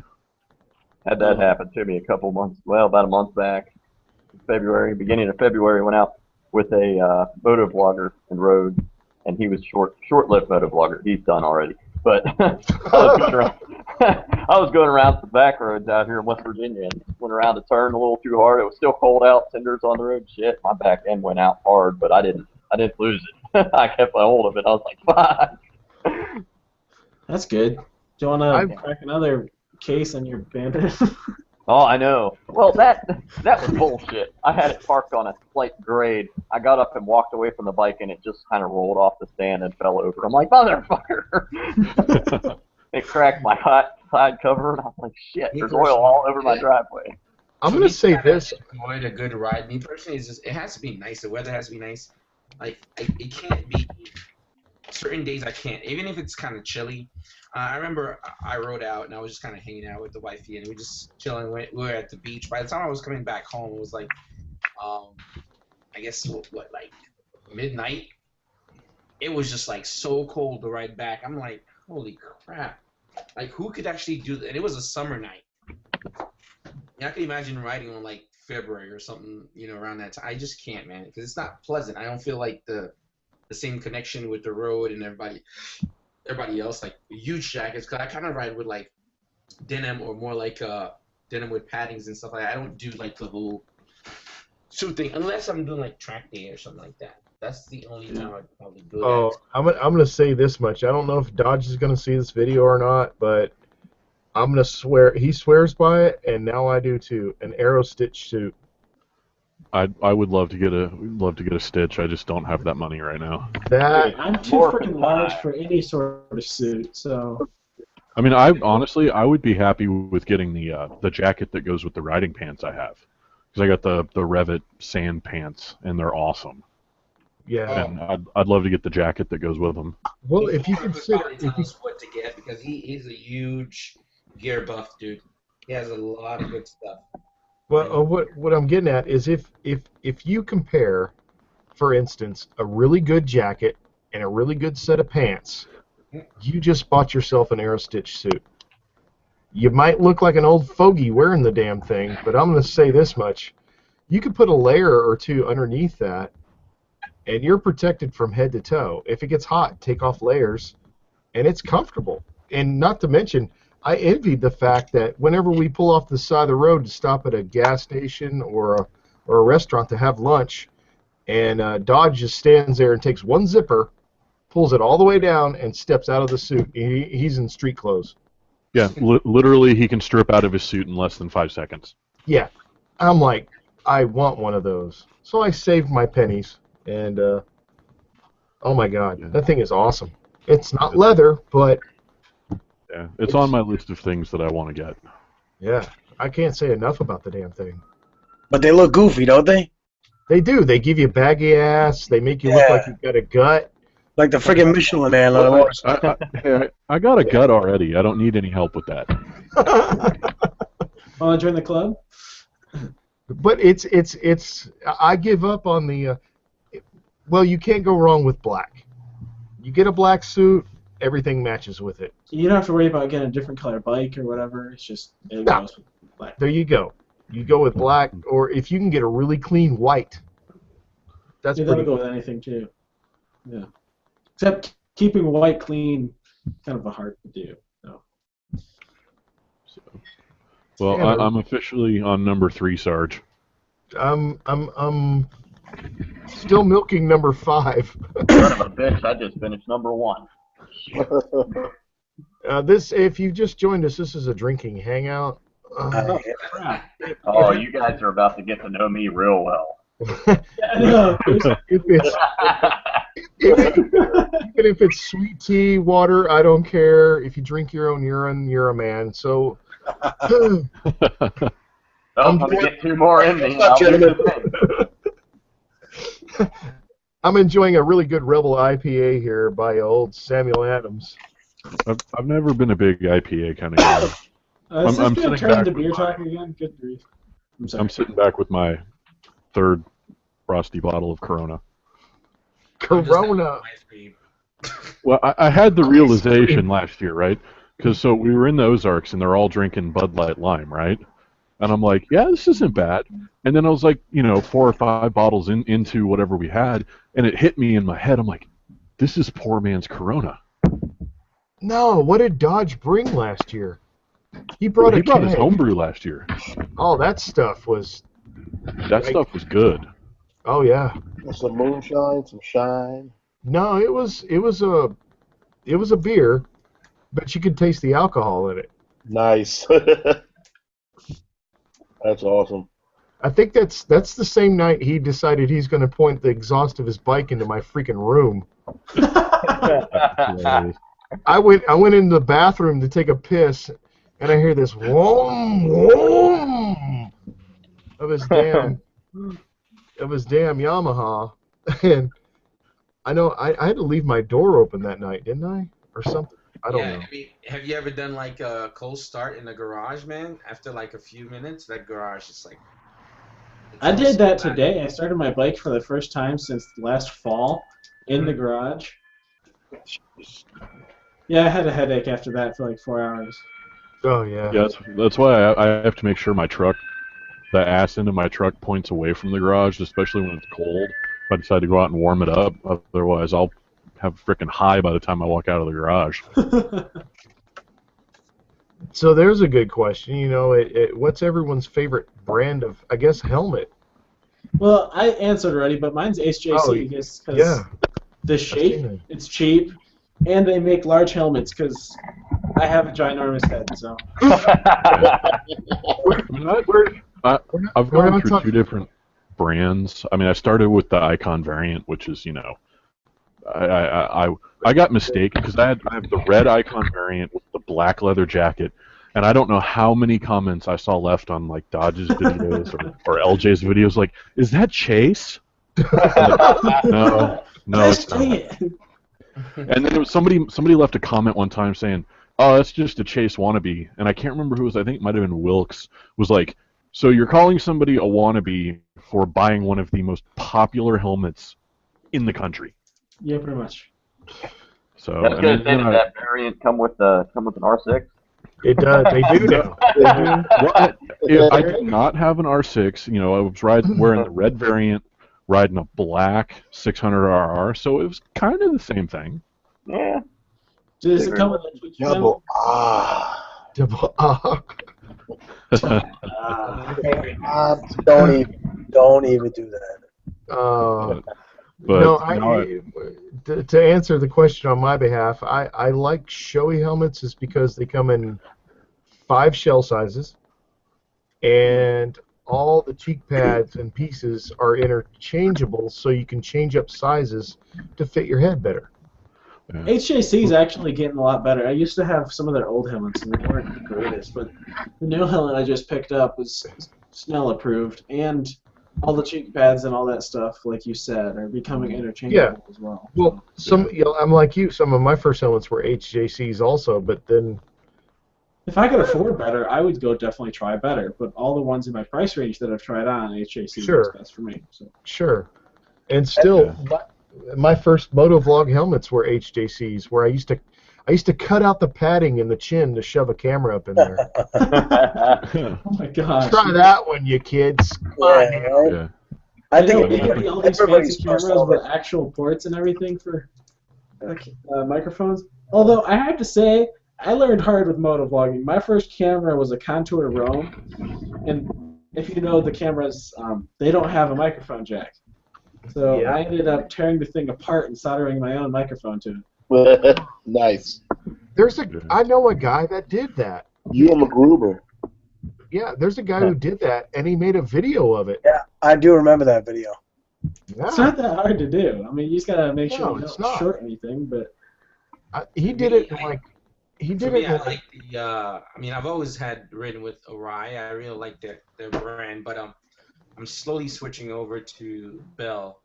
I'm not too sure because it seems like the helmet are not very expensive. I don't know how great they are, but I really like the Bell Bullet. The design that they have, they're very retro looking, and I like that style. For you, it's perfect. They have that white one. I want that helmet, dude. So I really like the retro ones they have. Yeah, for me, it's all showy all day. I feel like everybody started with an HGC. Everybody in the world, I feel like it. My Scorpions are really good for the money, but my showy it's the best. Well, There's nothing if better. you want to get technical, I started with a showy back when I was riding dirt bikes. yeah. But To be technical, I started with a Chinese piece of crap when I started riding dirt bikes. But well, actually, if you want to get even more technical than technical, I started with a hand-me-down helmet from my dad when I was riding dirt bikes. Was it like the open face Bell, like the Evil Knievel joint? Oh, I had one of those with my first helmet. It had blue flames on it too. Yeah. We got a flamer in the house. What? Yeah, the new helmet I got. I've been running an ATV for about the last year, and I love it. Clutch, I wanted to ask you. There's a new Bell helmet that comes with the photochromic shield. It seemed like a really good deal. It was like maybe $400. Like you said, I'm looking at the Bells, and they don't look bad. I'm just worried about them being cheap, you know? Very, very same thing. But the Bell Bullet, though, I know they've been working with some designers on it, and I know they've been partnering with RSD, so they're doing a pretty good job. I was thinking sometime this week I was gonna call RevZilla because these guys are incredible. Like they'll spend time going over everything, kind of explaining. Speaking of which, are you coming on the on April 4th or not? You better be. I'm definitely gonna make it out there with you guys. I was looking at the route and everything else, but I think I'm definitely gonna be there. No, you're definitely going to be there. You're not thinking you're going to be there. You better be there. That's I'm telling you, man. I even got High-Vis Brian's going to be there waiting for us. HBB, man. But you know you've watched one too many Revzilla review videos when you can quote Anthony's opening spiel. Oh my god. We can all do I it. do want to meet We Anthony. can all do it. I definitely want to meet Anthony, but Hivers Brian is going to meet us up there because I emailed with him, and he won't. He's not available the other weekend. That's why I made it the 4th. So, got to come down.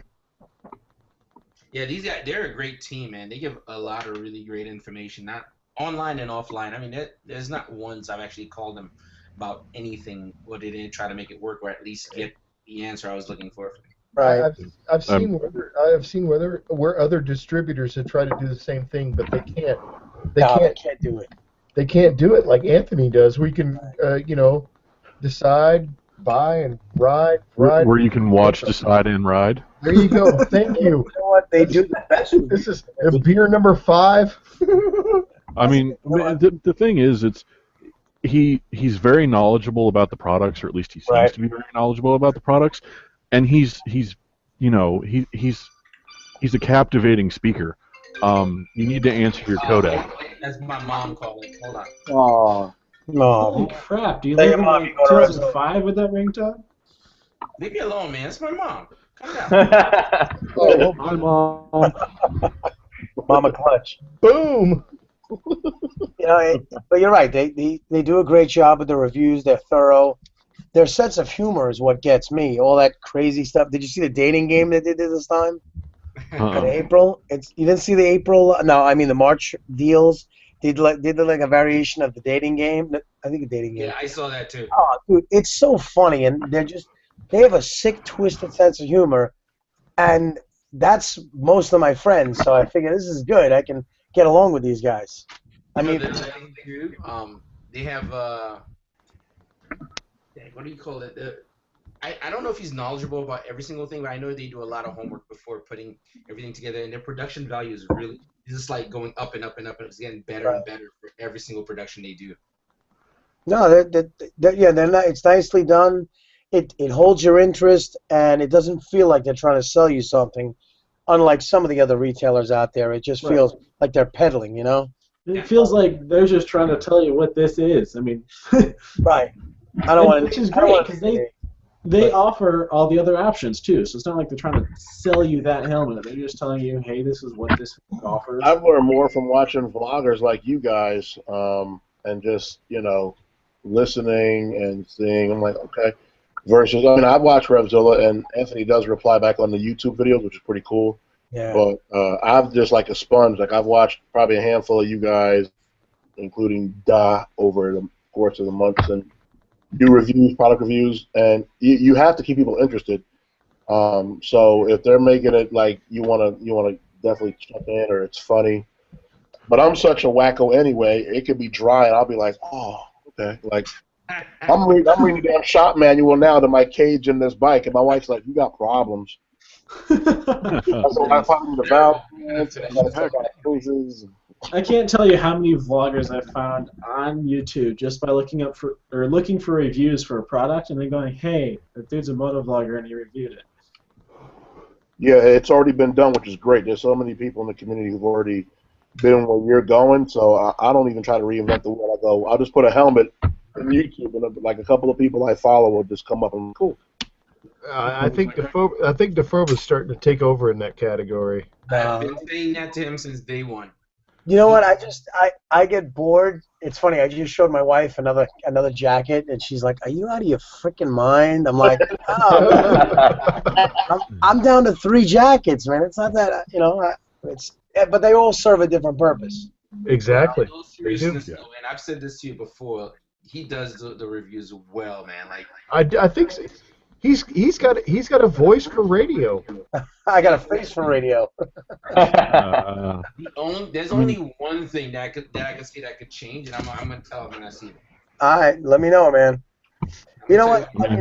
This year, after the accident, I needed to buy a new helmet. I needed to buy a new jacket, and I just, I'm bored over the winter, so I've been buying and I can tell everything. you for sure that your reviews are pretty much borderline, almost like Anthony. No way. I could, dude. No. If you guys listen to me, if you've watched, I know you guys probably seen the Pro's reviews. Babe, Would you agree? His reviews are really awesome, right? Yeah. I didn't even say your name. He's like the bro. I'm telling you, dude, they're very, very good. Mike's you're getting a free sticker there, my friend. You're really being. You might get lunch too. Listen, babe, you Take that tell. offline, sir. I mean, heck, I bought my first motorcycle based on a vlogger. Really? Because like I was looking at an SV650, so I go to YouTube or I Googled, is an SV650 a good starter bike? Okay, And was there's a that video piston rods? Was it Chase? No, it was Motonocity. Oh, no, that's right. I forgot Motonocity had one of those. Yeah, and I'm like, I watched that video and I'm like, all right, I'm gonna go buy it. Yeah, There we go. He does really good reviews too, Motonocity. He does. Yeah, that's one of my best videos yet. Is when I did a review of the Concourse, and I didn't know I'd followed DeFobra. On you did the first one, and I didn't know you had done it. And Oh, I test rode one, dude. Yeah, I love that. That bike was amazing. you Oh. test rode one, Yeah. and then a guy that didn't. He lived about 5 miles from me. A friend of a friend knew a friend of a guy that knew somebody that had that bike, and he said, "Well, sure, come out and try it out before you buy one." And I was like, "Holy crap, really?" So I drove it for about a mile and came back to the guy's house, and I was sold. Yeah. And I remembered your video, but then I forgot it. Forgive me. And No, then it's I made a review when I first bought my bike, my Concourse, and that video is like 60,000 freaking views. Oh, Yeah. dude, some of my most popular videos are some of the test rides I've done. Yeah. It's my like I God. think my most watched video was when I did a test ride on the Harley Breakout. Huh. You know what? Those. Well, I've said this to Mark before. Those are like the bread and butter ones. The product reviews, the test rides. You know, they don't get the big jump, but they kind of live forever. You know. Because Yeah, people well, are always It's searching like for they that keep sort of stuff. churning views. It's like Yeah. Dodge was saying another good one is like how-to videos. It's like, oh, I'm gonna put a slip-on my bike. I'll make a quick how-to video on what I'm doing. Those are great. I Yeah. gotta tell you, that Dodge Rider guy, he seems like one of the nicest guys out there. That Dodge Rider guy. Yeah, you know, I don't know why he's not on here, is he? No. No. No, he's not. He I'm, should be though. I'm going to tell you this much. That's Why? somebody. Is he a That's dick so- or something? No. I'm going to say this much. If you like my personality in it at all, Yeah. you would love Dodge. He's just a nice guy. I mean, I asked him about the heated grips before I bought them. Oh yeah. Bag, really cool. I mean, I like his personality in the video. He just seems like a regular guy.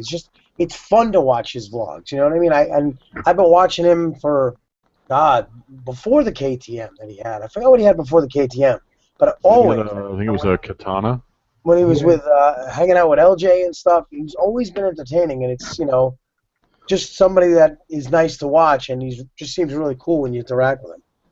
And That's one thing for me. I feel like that changes when I'm writing. I'm like enjoying myself is one thing, but when I like put on a camera for me to record something, I feel like I don't know if my tempo's different or my excitement level's different because I'm not like, oh my god, this is great. It's like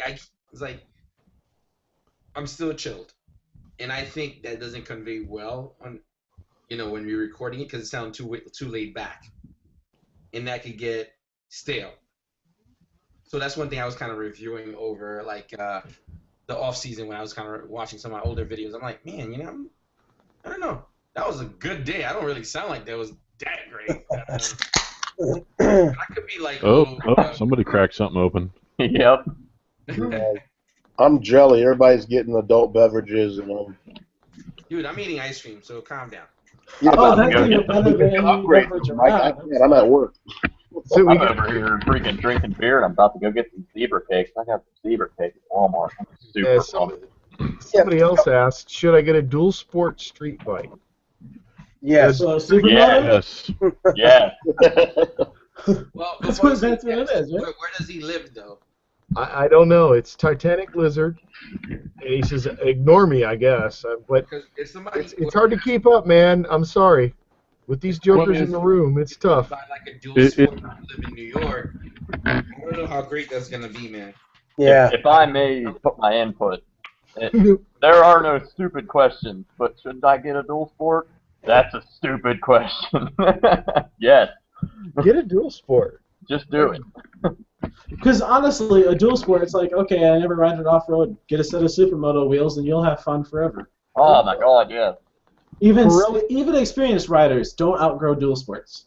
No, I mean, But I don't think there's any trails here, right? Right, the Fulbright. I don't think there's any trails here in New York, right? No, that's what sucks. I would love to get a dual sport, but I mean, well, I'm closer to the city than you, so I mean, where would I go? You know, I don't know. I don't know if it would be worth it. I would love to. I'd love to live out. I mean, maybe if I was out in like Riverhead or something. I don't know. There's nothing to do. I Although, haven't really seen any trails out here. I mean, I think it depends on where you live and if there's any trails, because you would need to have trails in order to have fun with that. although you could have a lot of fun in the city. Like when Mark had the KLR, he could ride through New York City and hit a million potholes and not give a damn. He's like, dude, I don't even feel it. That's you know. He's like, that's why he loved that bike. So essentially, don't get a dual sport, get a supermoto. there you If go. If Right. you happen to end up moving somewhere with trails, Well, he said he lives in Illinois, so Yeah. yes, get a dual sport. Yeah, 'Cause get a You dual know, Illinois, actually God, will have the nicest potholes. supermoto. I guess would his bike be considered a supermoto? What's this dude's name? He doesn't really talk a lot in his video at all. He's in Europe. Oh, Kenny 01020304045. Yeah, that guy. Yeah. Now hold on, wait. It's gonna come to me. That's what you're talking about. You're not talking about Kenny? No, he has a BMW too. Oh. He has a naked BMW. He has a huge channel. He's a huge channel. He has a BMW. He has two bikes. Well, he has three now. I know he has a Grom. He has a naked BMW, and he has Oh, the Royal Husqvarna. Jordanian. You mean Royal Jordanian? That Husqvarna, dude. Oh my I god. know. Oh, I would love to have one of No, those. no. Yeah, but you can't get it here in the States. I know, I know. it's retarded. Ken, Well, it's I like, went to this local place near me, and one guy had one, like I think like a 2011 one, and he was asking some ridiculous pricing for it. I'm like, good luck with that. But Probably because he had to import it from the UK. Well, it's like I love the that Austin Racing exhaust he put on his S1000. Husqvarna got bought out by a different company. They're owned by was it KTM or- KTM. Yeah, they owned by KTM now. Yeah, by KTM. So there are KTM dealers now in the U.S. So I'm assuming we'll be able to see them a lot more. Well, there's Husqvarna dealers in the U.S. too, but they don't have the Nuda. The Nuda is not offered in the U.S. Period. Well, they don't. From what I understand, I don't think they have any road bikes in the U.S. I think it's all like off-road. Yeah, What, KTM or Husqvarna? Husqvarna. Like that Okay. bike, Yeah, I linked the video where he was doing the decibel test on the that Austin Racing GP exhaust he put on his S1000 to a buddy of mine, and I was like, if sex had a sound. though. I'm thinking about getting a GP shorty for my bike. But Doesn't really talk much in his videos. How long has he been doing this? Because this channel is huge. a few years. I don't know. I've been watching him for, God, probably 2 years now. His is like every now and then I bump into his videos, and I just because the reason I always click on his videos because of the cars. He's always passing by some really nice cars. I like cars. Oh yeah. I like some of the girls that he sees when he's riding around too.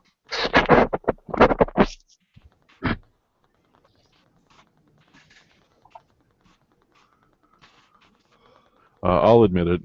I can be kind of a creeper when I'm riding around sometimes. It's like I got my stabilizer down. They don't know I'm looking at them. Hey, baby.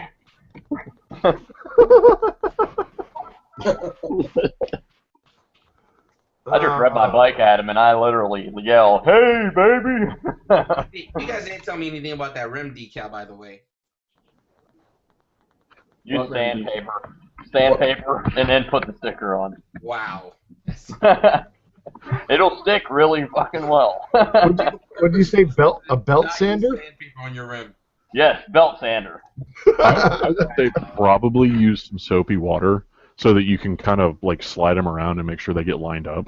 You think Yeah. isn't it gonna keep it from sticking though? If I use soap. No, No, soapy No. water will evaporate quite well. Or if you It's want like- to just use Windex, that works like the same. What's another one? A really good one, especially when you do your tank pads on your bike. Is what's that? Hey, Baby- everybody. Baby shampoo. Baby shampoo? Yeah, Huh. the no tears stuff. Oh, the Johnson & Johnson stuff. There you go. I got that to clean my helmet. So I'll probably either use that or Windex, right? And very little, and then just place it on it, wait for it to dry. Pretty much. yeah, I mean, but it'll allow you to kind of slide the letters around a little Yeah. bit so you make sure they get lined up. That's a really good idea. I put a tank pad on today, and I didn't use anything. I was like, please be straight. Please be straight. It should be okay. I'm doing individual letters on my rim. So that's Yeah. crazy. Wow, nice. I put a top case on my bike today, and I used a hammer and a drill to get it to work. I think I'm the only one to take a hammer to something on my bike so far. But But you'll make it fit. yeah, I mean, I'm like, okay, this needs a little persuasion. 3.5-pound sledge. Boom, motherfucker. That's because I'm a cheap turd, and I was trying to make a Chinese top case work with the GV brackets for my bike, and the plate for the top case didn't quite work with the arms for the GV brackets, so I just took a hammer to it and made it work. So. Hey, there Hey, you go. if it works, it works. Yeah. If It's on it's there stupid now. and it works, then it ain't stupid. That's why everyone loves tie wraps. But the question is, did you bleed for it? Because you know it doesn't work unless you bleed for it. No, but I did bleed for the wiring I was doing today, so does that count? Hey, yeah. I mean, it's Okay. like I sliced my knuckle open putting the stock exhaust back on my CBR. Ow! Heat shielding is awesome. Oh, gosh, don't tell me. I had like 3 bloody knuckles from trying to do headers on my old truck. Yeah, that was a pain. It's part of the experience. That's why. Yeah. Why, You appreciate it more if you bleed. why did you put stock exhaust back on your CBR? You selling it? I'm in the process of getting ready to part ways with it. Okay, the bike in your avatar, is that an FC1? In my avatar? No, that's my 600. Yeah, Oh, that's the same bike as the Focus, right? In Yeah, black. that was me. Yeah, okay. They're the Huh. power twins. I see. The headlights and then the blinkers look almost the same as the new generation, so I'm confused. And that's actually a really old photo. That's from our Ozark meetup like 2 years ago. Okay. Because I have a set of Watson Design flush mounts on it now. I ended up putting new blinkers and everything on my bike today, too. And then I did a new windshield. So you're Yep. part of the Ozarks crew, huh? Yep. That's I wanna hard. go there one day. That's cool. Is that still going on every year? Yeah. Yeah. That was, you know what? That was always motovlogging folklore. The Ozarks meetup. All the guys used to get together for that. Toast went there one year, right? Didn't Toast go meet up with you guys one year? He did make it one year, yes. Yeah. I loved watching the videos that came out of the Ozarks meetup every year. Yeah, I'd love to ride the pig trail. Oh, it's now, you guys have nothing to compare it to. I'm sorry. I can't unless you've been to. It's like the tail of the dragon, but spread out. Well, Where- you want to get more closer to the dragon. That'd be, I think it's 123 is what we have down there. Yeah. All I know is whoever's idea it was to go backwards into Ozark, so we're going down those switchbacks. No, I didn't like that. No, I was not a fan of that. no, and I'm sorry I left. And I'm sorry I left you so far back there. Oh, dude, it's all good. Wait, I never lost you on the headset. No, well, we were for a bit. We were for a Hey, bit. then- you let me know that truck was coming up, and Oh, he yeah. stopped. He stopped mid corner because he saw me and freaked out. Nice. I'm like, it's like it says 10 miles an hour, and Well, that's one of those sets of few corners there that it actually needs 10 miles an hour. Well, just to give you guys an example of what those roads are like around there, all the other roads besides the one, was it 123? Yeah, I think it's 123. All the other roads around there, you're hitting triple digits. Wow. Easy. Wow. Because you can see where you're going to be, and you can see what's ahead of you. So you can just set it up. Oh, yeah. Nice. That's Right. where... Oh, definitely. Oh, yeah. And then, yeah, 123 has a couple of sections that are pretty tight. And I think there's one, I think it's a decreasing radius corner that I think pretty much every one of us blows every year, even though we know it's Decreasing there. radius corners have to suck. They're the worst. I don't know. You're from Michigan. Shut up. Oh, laughing at me. I make multiple road trips to West Virginia and Virginia because I have siblings down there. Hey, if you go in West Virginia, down through Virginia, take Here we US go. 250. Take US 250 out of Moundsville. It's like the twistiest fucking road you've ever been on for like 100 fucking miles. I'm not even joking. I'll have to take that next time. Yes, US 250. It rules. And they take care of it. But yeah, I know Michigan is flat and straight as crap. So If you look at it on Google Maps, it's all grid pattern. there's like a few curvy roads, and you want to know why? They run next to rivers. Yep. Yeah, you have to excuse us flatlanders up here in the mid. Hey, I'm actually going up by Wheeling here this summer to do a meetup. You guys should come along. You Well, Michigan of fellas. course. I need an invite, though. People are like, oh, why didn't you come? It's because no one freaking invited me. Oh, well, that's because you're a dirty homo. Well, let us know when you get that set up, so that we can plan something if some of us up here can make it down. Oh, hell yeah. I'll definitely let you guys know. Although that'll be a long freaking haul for me. That'll be a long haul for me. It's like 5.5 hours. Yeah. 5.5 hours is nothing. It takes me about that long to get down to where we meet up in the Ozarks, but it's like Well, I do that. no, 5.5 hours to a meetup and then 5.5 hours home in the same day. Oh, No, well, actually, I don't do it all in the same day. I'm getting a hotel. Oh. Well, Yeah, I might have to do that too. I mean, my first Ozarks meetup was that entire weekend was roughly about 1,600 miles. Nice. I mean, it was 500 and something miles out to the Ozarks, 600 miles of riding around, and then another 500 miles of getting back home. I know my dad, like a year ago, did a trip to Colorado. He did 2,500 miles on his bike, but he also trailered the bike there, so that's 2,500 miles of riding in a week. Who's going to ride up to Inuvik with me?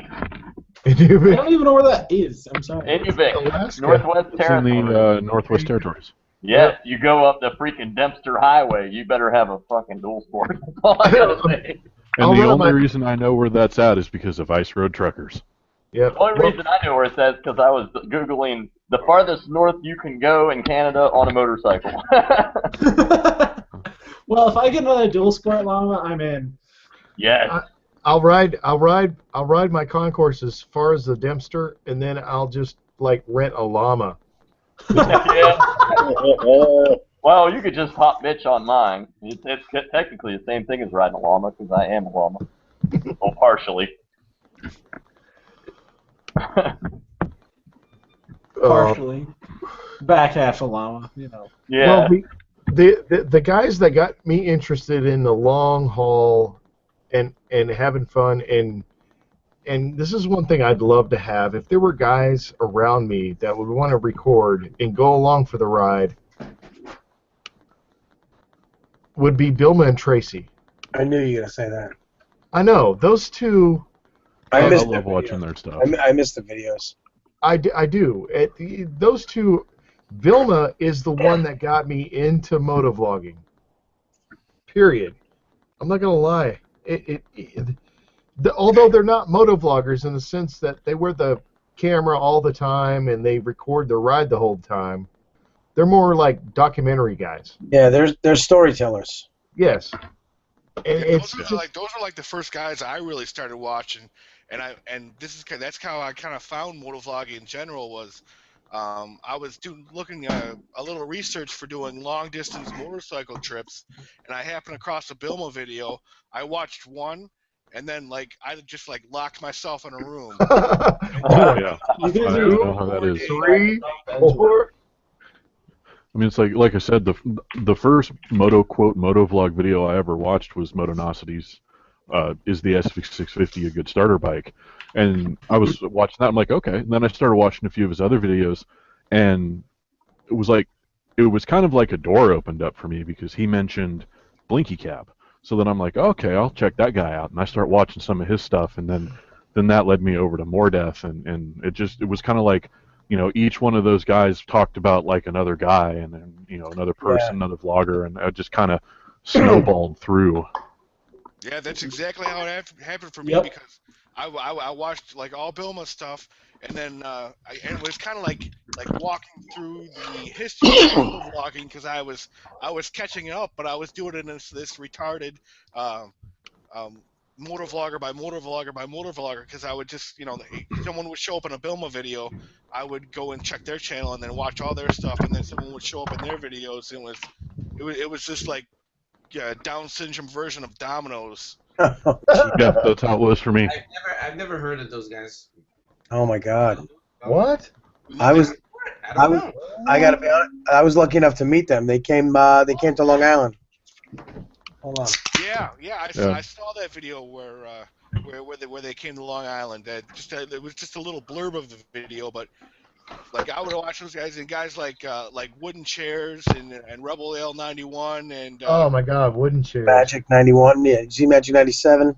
I feel so left out. I don't recognize the names you guys are talking about. Oh, dude, you're going back 4 years. That's why. so there's I don't recognize those people. Who's the noob?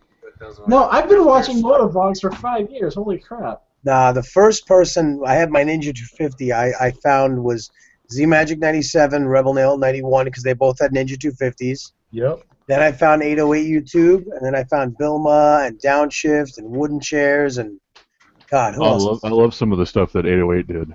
Oh, she's awesome. I got to meet her too. She came to New York City. Oh, last you year, I lucky think. bastard. Yeah, it was awesome to meet her. And Bilma and Tracy just like he called me up. He's like, I'm coming to New York, and they just the kind of guys who take a world map and they just drop a quarter and they're like, all right, that's where we're going. Unbelievable. So I got to meet them 2 years ago. Yeah, it's been that long. Yeah, it was awesome to meet them. I mean, Honestly, Tracy, I discovered LJ and watched some of her videos, and then I happened to walk into one of the local dealers here in Kansas City, and I'm talking to this girl, and I'm like, wait a second, I know you. Yeah, so there's a whole history of motovloggers that that just go back and you don't see anything from them, and a lot of the people that that up and come, they start what they're doing, and no one really looks backwards. Like a lot of people when they sub to somebody, they just watch from what they sub and then on. And I'm gonna. and I don't know felt about that you, but where I always go and if I watch sub somebody. all of their videos.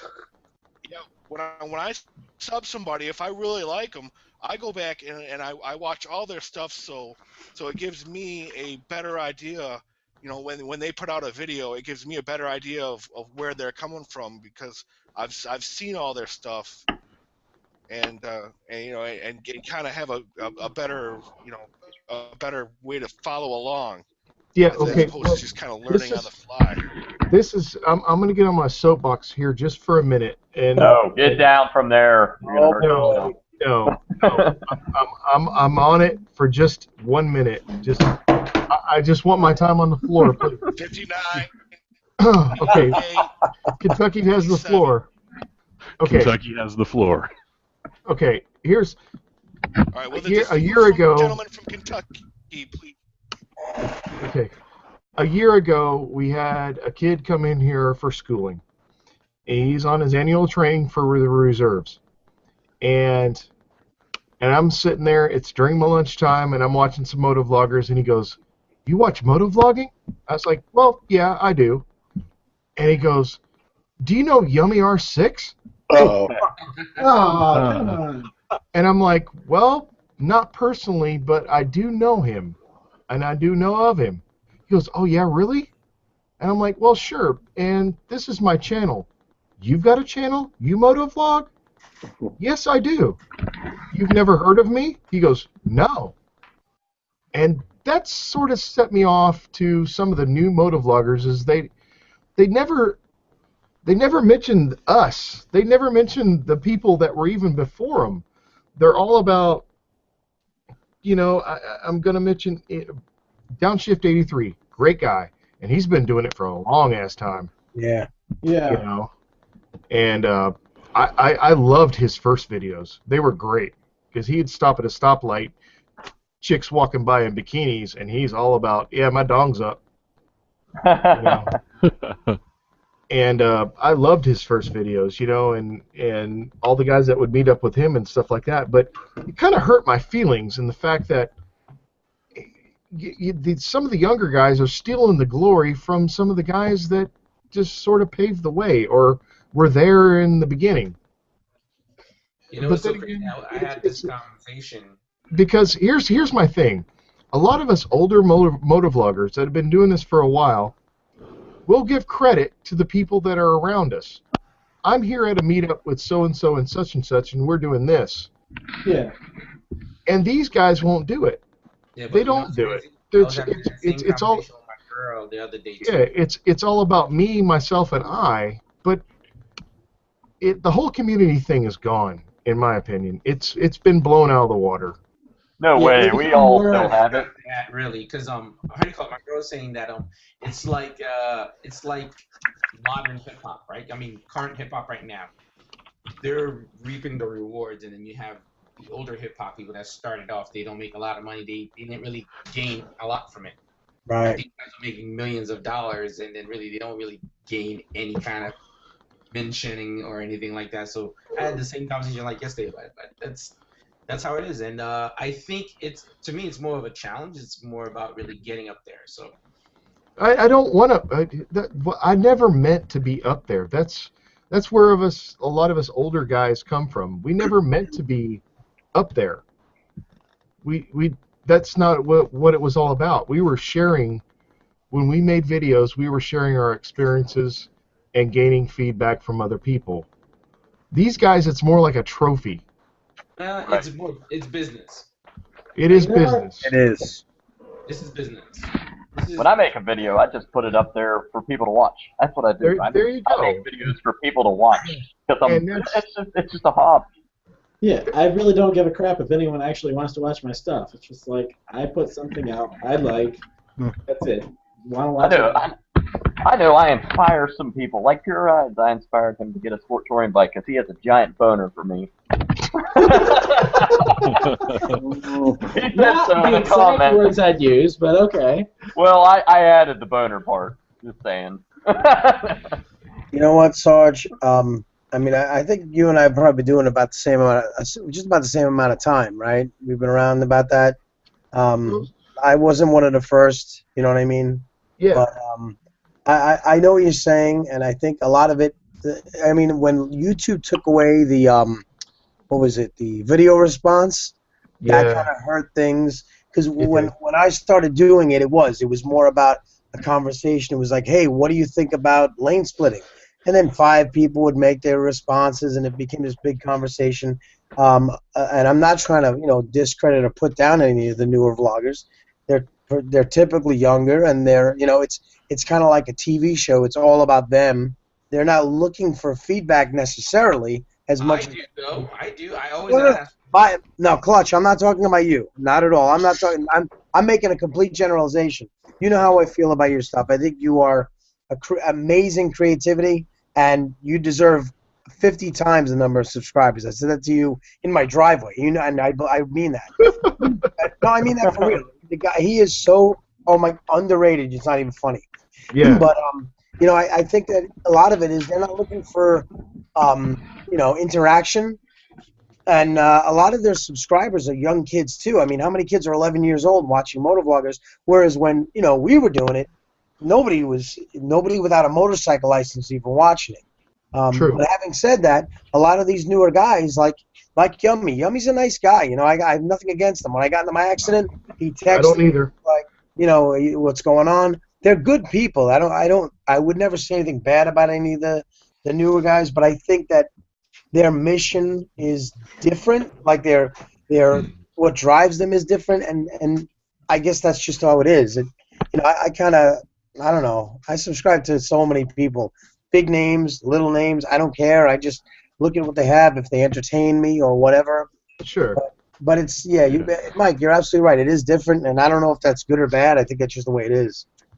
Yeah, but I mean, and I've noticed some people that it's like you watch their videos and then you meet them, or it's like I've watched a handful of Chase's videos. I can't say I'm necessarily a fan of his, but from what I've heard, if you actually meet him, he's like a completely different person than he is in his videos. Better Like or I worse? know, what's her name? Crap. I actually like Yes. Chase's videos. I can't remember what her name Very is. informative, I think, and most. He's giving a lot of I think more like valuable information, depending if you're kind of like reading between the lines. Yeah. I Well, like. I used to like his videos, but lately they haven't been very entertaining for me. But It's been a long time since I watched him. But I'll tell you, there's a lot of people like that I used to like their videos that I'm still subscribed to, but I just don't watch anymore because it's like, okay, I have a bunch of other people that I do enjoy watching. I enjoy watching the smaller guys. I mean, I bet you do. Oh yeah. Okay, let me rephrase that. The smaller motovloggers. That sounded really gay. I'm glad someone came up with the pun because I probably wouldn't have put it together.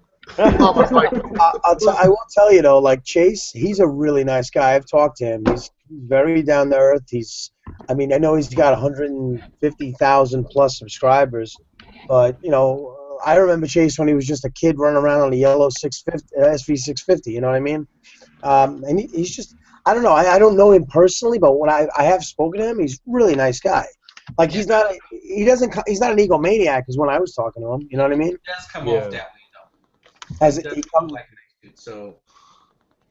Yeah, it's like it's interesting how some people they like you get this kind of you're just watching their videos and you get this kind of you make the kind of this image in your head and it's like I know You get a vibe.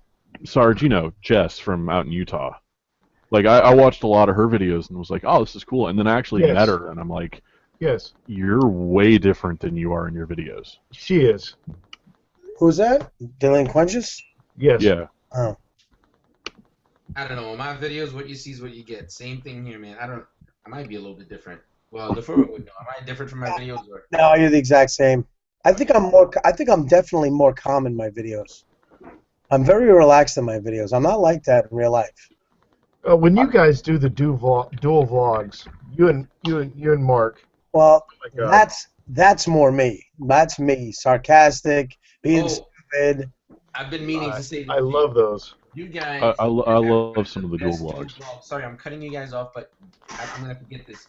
You guys have one of the best dual vlogs. I'm not a big fan of dual vlogs because it always come off as if two guys with mics and cameras just randomly just shouting crazy stuff. But you guys actually, since you know you and Mark are friends in real life, you guys know each other ins and out. So it's a real connection when you guys really record those videos, and they're genuinely funny. You're not really looking for pockets to kind of, you know. No, we don't have it. We actually don't have topics. We just go out and we'll just be like. Very good videos. Those I don't really watch a lot of dual vlogs. I really think they're just really they're like hot mess. It is a hot mess. It is. You know what? It's like you know what? watching The Odd Couple. We become 2-year-olds doing toilet humor, and that's. I love watching those. It's gonna happen tomorrow for sure. We're going out tomorrow morning. I don't know. Are you gonna be around, Clutch? We're gonna be going local, just to get out on these crappy roads. Yeah, I'm here. I'm actually just charging this stupid GoPro. Well, I'm killing the battery because I got new batteries on it. Because I was told you could charge it and discharge it 3 times so you have better battery life. But I'm gonna be doing the stupid REM thing tomorrow. What's the REM thing? The REM decal thing that you guys are telling me to put. Was it? Oh, the REM decals. Yeah, the REM decal. I also got a bring the freaking. I have a set for One Man's Wish too. Oh yeah, I've been texting him too, see how he's doing. I saw he was out on his bike the other day. Oh yeah, he took the KLR out. Mm-hmm. You know what's nice about it? I tell you something. How motovlogging's changed. When I first started doing it, I couldn't find anybody around here that even knew what it was. Now we got a lot of good people around here. It's a really good crew, so I'm real happy about that. You know, when we get together, we can get 15 bikes to go hang out somewhere when it gets nice out. You know? But you know one thing I noticed though, the Fulber, I think you and Mark, and then I think you guys started building that kind of community where, because it seems like West Coast guys really kind of, you know, stick together and kind of really share their video, and they kind of share the, I guess, the glory of kind of growing their channel together. They kind of shout Well, each other out. that's how all the Texas guys blew up so Yeah, quick. but they bounce back and forth. I think Arizona too. East Coasters, if you're talking about big East Coasters, I would consider Downshift, of course. You have DJ would be one of those guys because he's up there. That guy's a prick. In the East Coast, we don't do the bounce. I'm kidding. I love ZJ. I'm busting. I'm kidding around. But I'm saying, like, overall, though, with East Coast, like, I think it's pretty much everybody's to themselves. Nobody's kind of, like, bouncing, you know, the glory amongst each other or helping each other out. Unlike Coasters or people in Texas, these guys are doing it, very, like, in a very common way to help each other move upwards. Well, it helps that Jake the Guard Snake is actually real-life friends with, like, 3 other guys. Oh yeah. I mean, Yeah, but you know what? Downshift started on the West Coast. Yeah. He was up by Seattle and shit. Yeah, So and then he moved out. He started in San Diego. He started in San Diego and then went up to Seattle area. yeah. But you know what? You said something about the community.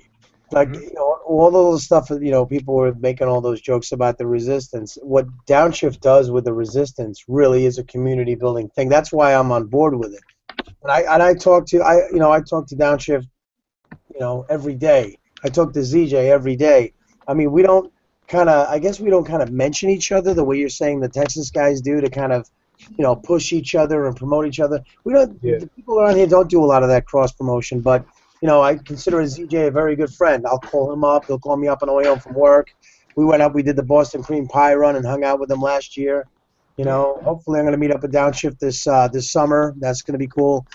But there definitely is a community of people on the East Coast. I think that we don't take advantage of each, and I mean that in a good way. I mean, taking advantage in a good way. I don't mean that it's bad, but like you said, building each other up. There's not that much of that, but. You know, I mean, I talk to you. I don't mention you in everything, and you don't mention me, but I think it's just the way it is. I wish we would. So I'm not a Downshift fan. What is the resistance? I mean, I'm not saying I'm not a fan of Downshift. No. I just don't watch him. The resistance is it's a bunch of like-minded people who enjoy motorcycling and motovlogging. And you know, and just friends and supporting each other, and that's really what it is. I mean, I consider Downshift a good friend. He really is. He's nice, really nice guy, and the motives behind it are pure. And when I hear people saying, I have to agree, guys. I spoke to Downshift as well, man. He's a good dude. I haven't gotten any bad vibes from this guy. I spoke to him. He is such a nice guy, and the whole thing, people saying, "Oh, it's the resistance is exclusive." It's like, no, it's not. It's inclusive. If anything else. That's not true though, because I spoken to him. I mean, we never talk about the resistance thing. Nobody ever mentioned it to me. So I'm like, okay, this is something that wasn't mentioned, but it doesn't matter. That's his thing that he's going by. But outside of that, he's a really cool dude. At least to me. Yeah. Any otherwise. So I could say that. Yeah, I never knew what it meant. I was like, resistance. What is it? Like, what are they resisting? I don't know. It sounds kind of similar to the whole like motocross as the Mafia Moto Crew. You know, we were me and a friend of mine were going to do something. It's kind of like a joke or something like that. We were going to make a group of motovloggers that rode like old school motorcycles because mine's a 2000. It's 15 years old, and my buddy's is like an 80 something. It's God knows it's older than I am. And but, you know, we're going to make it's okay. Like with the resistant thing though, yeah. I think people are trying to put a meaning behind what that is, but I think it's more like, for example, like Rough Riders, right? Those guys, they're all over the place. What is Rough Riders? Rough Riders is just like-minded people who like motorcycles, right? Based on my knowledge. It's something to that nature. I think that's what it is, and I think people are always gonna question when you try and do something outside the box. That's my experience. When you try and do something different, when it's not cut. Yeah, but we were going to start a group called The Redundants and put it on our bikes, our old 1980s bikes, grandpa bikes, you know, The Redundants. Feel my wrath! Get off my lawn! Get off! Oh shit!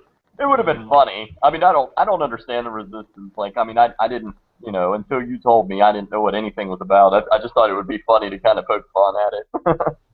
Well, I mean, I'm a fan of satire and making fun of things, you know, and I think it's like all in good spirit. I mean, I think that certain people were just getting all butthurt and being like, "Oh, it's a bunch of elitists." It's like the joke is, no, it's not like when you call him up and say, "Hey, I want to get a resistance keychain," and he's like, "What's the secret handshake?" Fuck you, no, you want it? You're fucking in. How's that?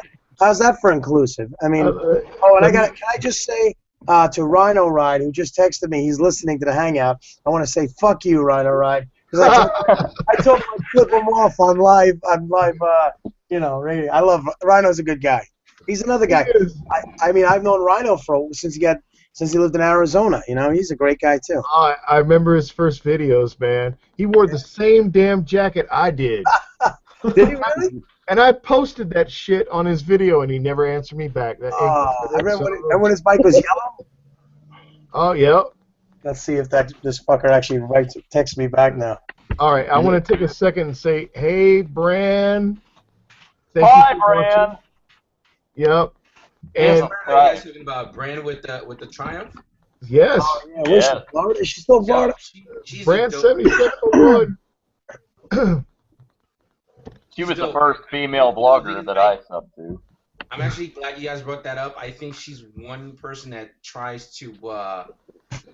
I don't. Damn, how would I phrase this? Like it's not about herself only, almost. Right. You're right. Like You're right. About her, man.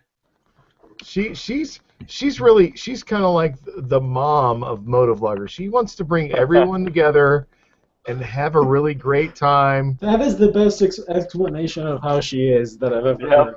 Yeah, like, pretty much. You know, it's like, you know, stop your damn arguing and crap, and it's, hey, let's meet up in Atlanta. I'm like, damn it, I'm 6 hours away. Oh, dang it, I'm 15 hours away. Oh, dang it, I'm probably about an equal You know distance. who else is like that, guys? Too is a good friend of mine, Toast. I don't know if you guys know Toast to Go. He doesn't. Oh God, Toast. Oh, Toast to Go started before me. Listen, one of Toast. the best guys I've met in this. You've met him. Huh? You got to meet him. No, I haven't met him. I've been Oh, I talking to thought him, you did. like meeting up with him, like probably part ways and stuff. I don't think his bike or anything like that. I was thinking of just driving up there, but he is a really. I mean, I talked to him on the phone, so like he's a cool dude, man. You know, the thing I'm looking forward to most this year is actually meeting another vlogger face to face. You've never met anybody else? Nope. Really? It's yeah. I had a dual sport. I lived on the clear other side of the state from almost all the other vloggers in my state. So what state are you in? Michigan. It's just a state. So who's over there? Is Yeah. it EN 187 in Michigan? Yeah, actually, he's like the closest guy, and I didn't realize until like this fall. But Man, I had to go to Arkansas to meet my first motovlogger. What the fudge? Yeah, you're right. You're gonna meet me this year, motherfucker. yeah, we've got. Let's see here. Llama Goose is gonna just ride his couch on wheels everywhere. Yeah, the couch rocket. And then we've got Gray Mare, got Ian 187, Dirt Rider, Corbs 126. Wheeling. Wheelin's not in Michigan, but yeah, close enough. Well, I mean, he's in Toledo, dude. It's like 10 miles from Michigan. Like literally, I started the Michigan vloggers put me in their group chat, and there's like 17 other people. I'm like, holy crap. You know how many are in West Virginia? Like 3. 3. I think there's 3. Wow. There's me and Super Beast, which I don't think he's really active anymore. And then I don't Yeah, we've remember got- the other person's name. Michigan Hooligan, Birds, Samiana Yami, Dirt Oh, Ride, Sammy's the man too. We gotta get him in. Names Are Bent, We all that fun stuff. gotta get Sammy on that meetup too. He's right there in Detroit. Yeah, I know, and Poison Truth moved up here too. oh, yeah.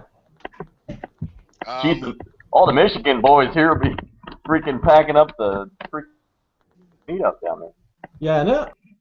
The Murder Michigan MotoVloggers, you kidding? Yeah, you'll have like freaking the Michigan Motovloggers with one Ohio vlogger and a West Virginia vlogger. They're gonna have stickers. Yeah. Although they did T-shirts without me, so you know. Well, sorry about that, Pierre. That's okay. I'm just giving you crap. We are getting you in the next run because we're also gonna make some up for Ian 187. Oh yeah, you guys missed him too.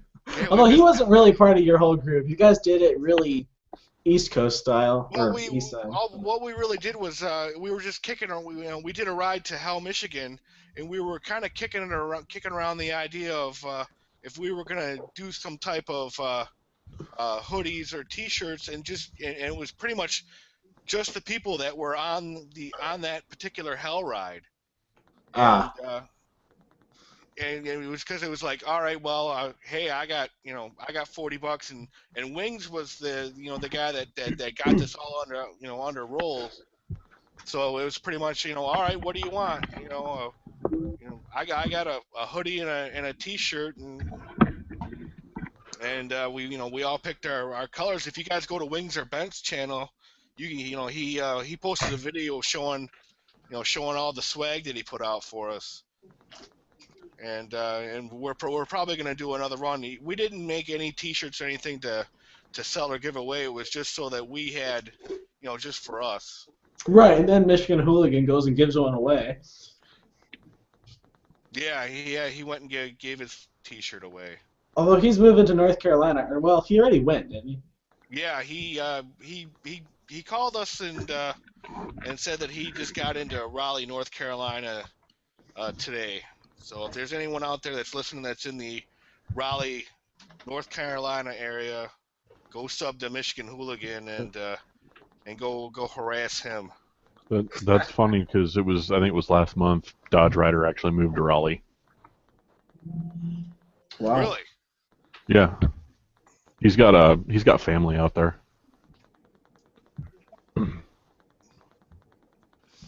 Yeah. Who else is in North Carolina?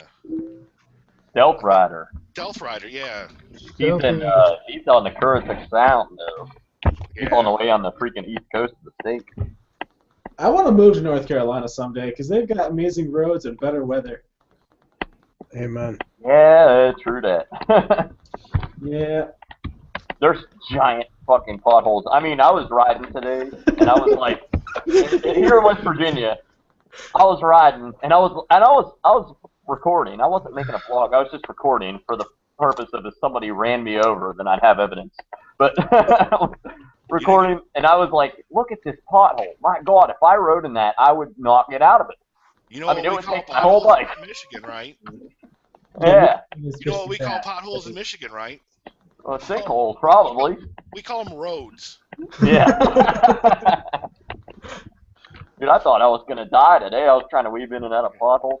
Fuck that. Last season I did a whole video. It was called lane positioning versus the pothole. and what I spoke was about okay, hey, this is what they tell you in the MSF course, and then this is how it is on the streets of Michigan. I said, yeah, you can ride in this lane because this is what they tell you, or you can ride in this lane because it's a better position, or you can ride right down the middle because that's where you gotta be. But in reality, you have to ride in that little slim area where the concrete isn't intact. You're right. And basically what I did was I picked kind of a road that was near me that was wasn't like hellaciously bad, but it was just me weaving and shifting and bobbing through all the little potholes. Yeah, fuck that. I'm I gonna can't say that wait till they fix it. I'm going to say this much. If you guys have hot wings for lunch, expect them out at about 11 o'clock at night. Man, I'm telling you. At first I thought I had to pee, but I wasn't going to let that fart go because it would have been nasty. I know. I was reading your side comment. They're going to take a piss, and then I was like, "You lied to me."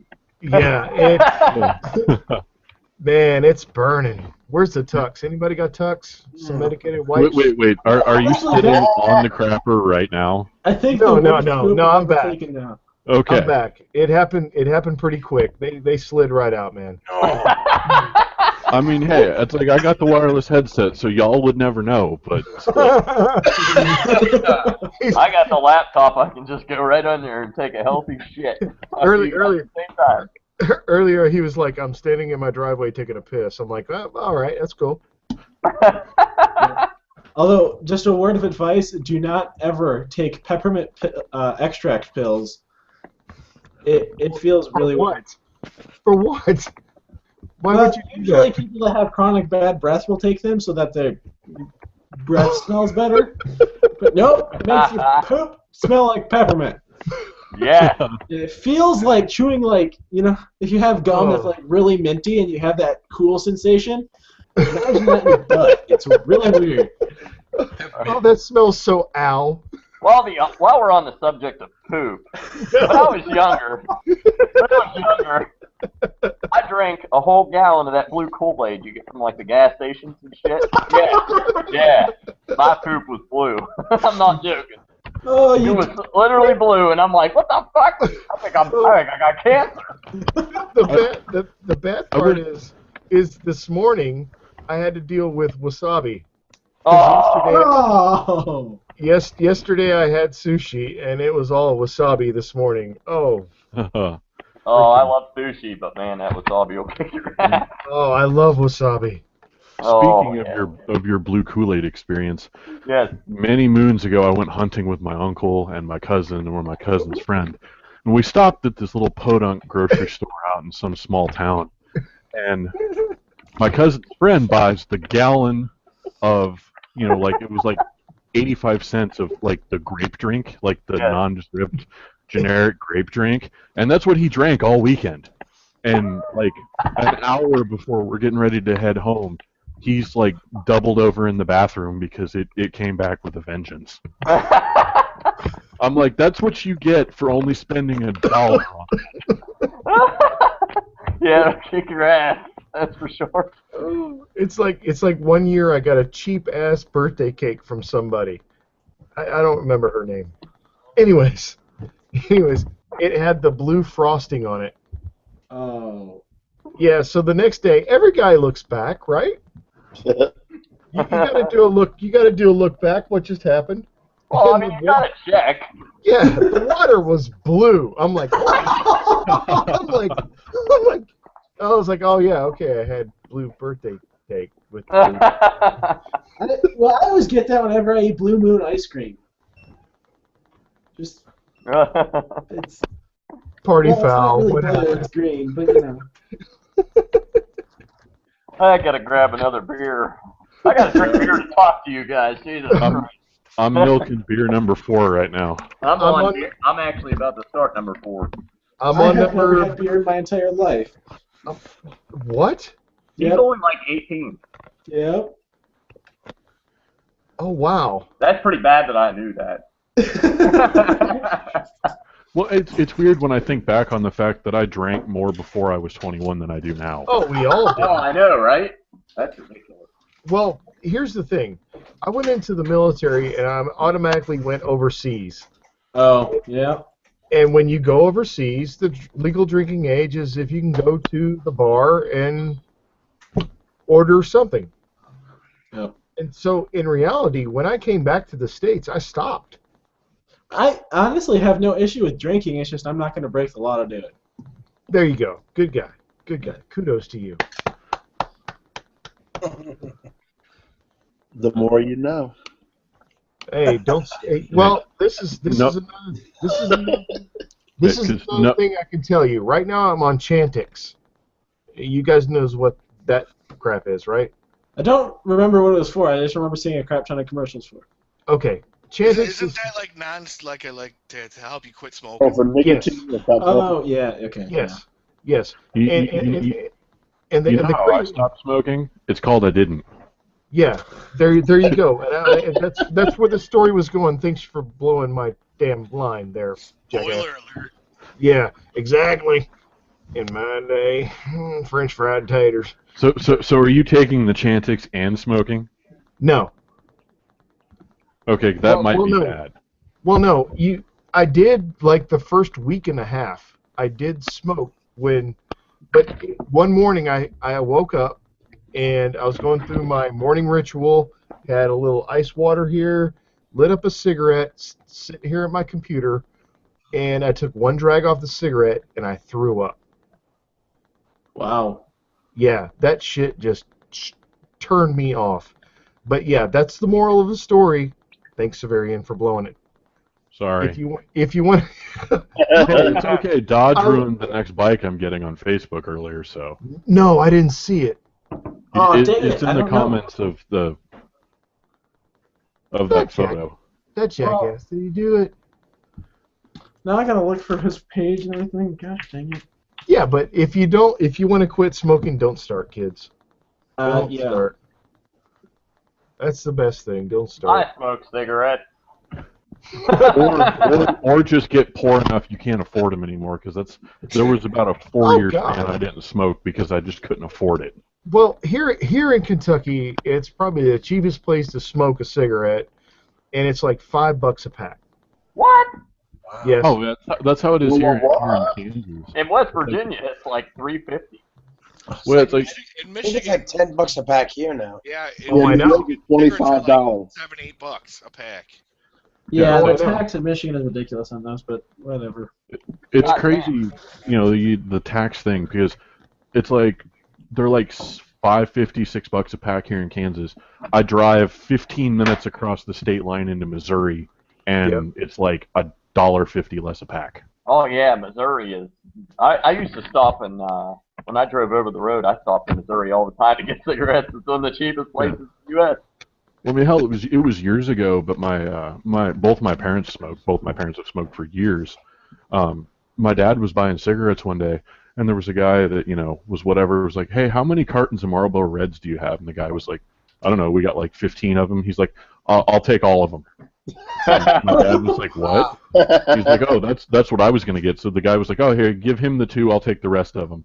And the guy was like, my dad was like, "Why are you buying all of them?" He's like, "Well, I live up in New York. I'm down here on business." He's like, "They're like $10 a pack up there." Yeah. He's like, "Really?" Wow. He's like, "Yeah." He's like, "I'll keep like 2 cartons for myself, maybe 3 cartons for myself, and then I'll sell the rest of them to my friends, make my money back." And Make his money back. Wow. I mean, I was. The New York tax is 6 1/4. I don't smoke, but it's like 6 1/4. So the cigarettes are like $1, but after New York gets their hands on them, they're like $25. Yeah, Yeah. It's like me and my dad, a few of his, 2 of his brothers and a cousin. We go to Alaska every once in a while. We were up there last year for about a week, and my dad's like, I'm out of cigarettes, and I'm like, "Dad, I'm trying to quit." And he's like, "Okay, you don't have any." So we're at a gas station in Anchorage, Alaska, and my dad paid $9 and some change for a pack of cigarettes. I was like, Ooh. dude. Well, that's Alaska. Everything's kind of expensive. Well, that's true. A Happy Meal in Alaska is $10. Where's the joy in that? No. Where's the happiness? Well, This shit ain't happy at all. That was good, man. That was good. Big Mac Thank you.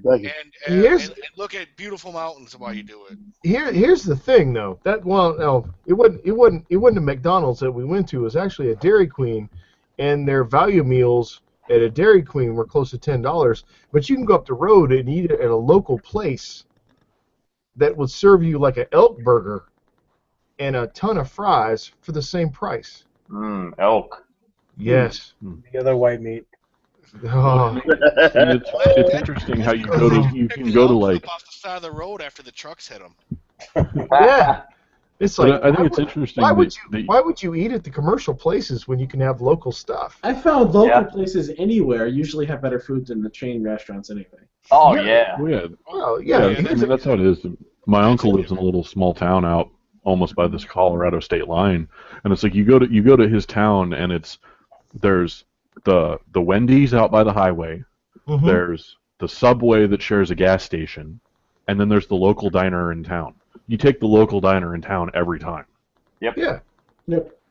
It's We like got one around here called Sunny Boys. You could get a steak for less than $10.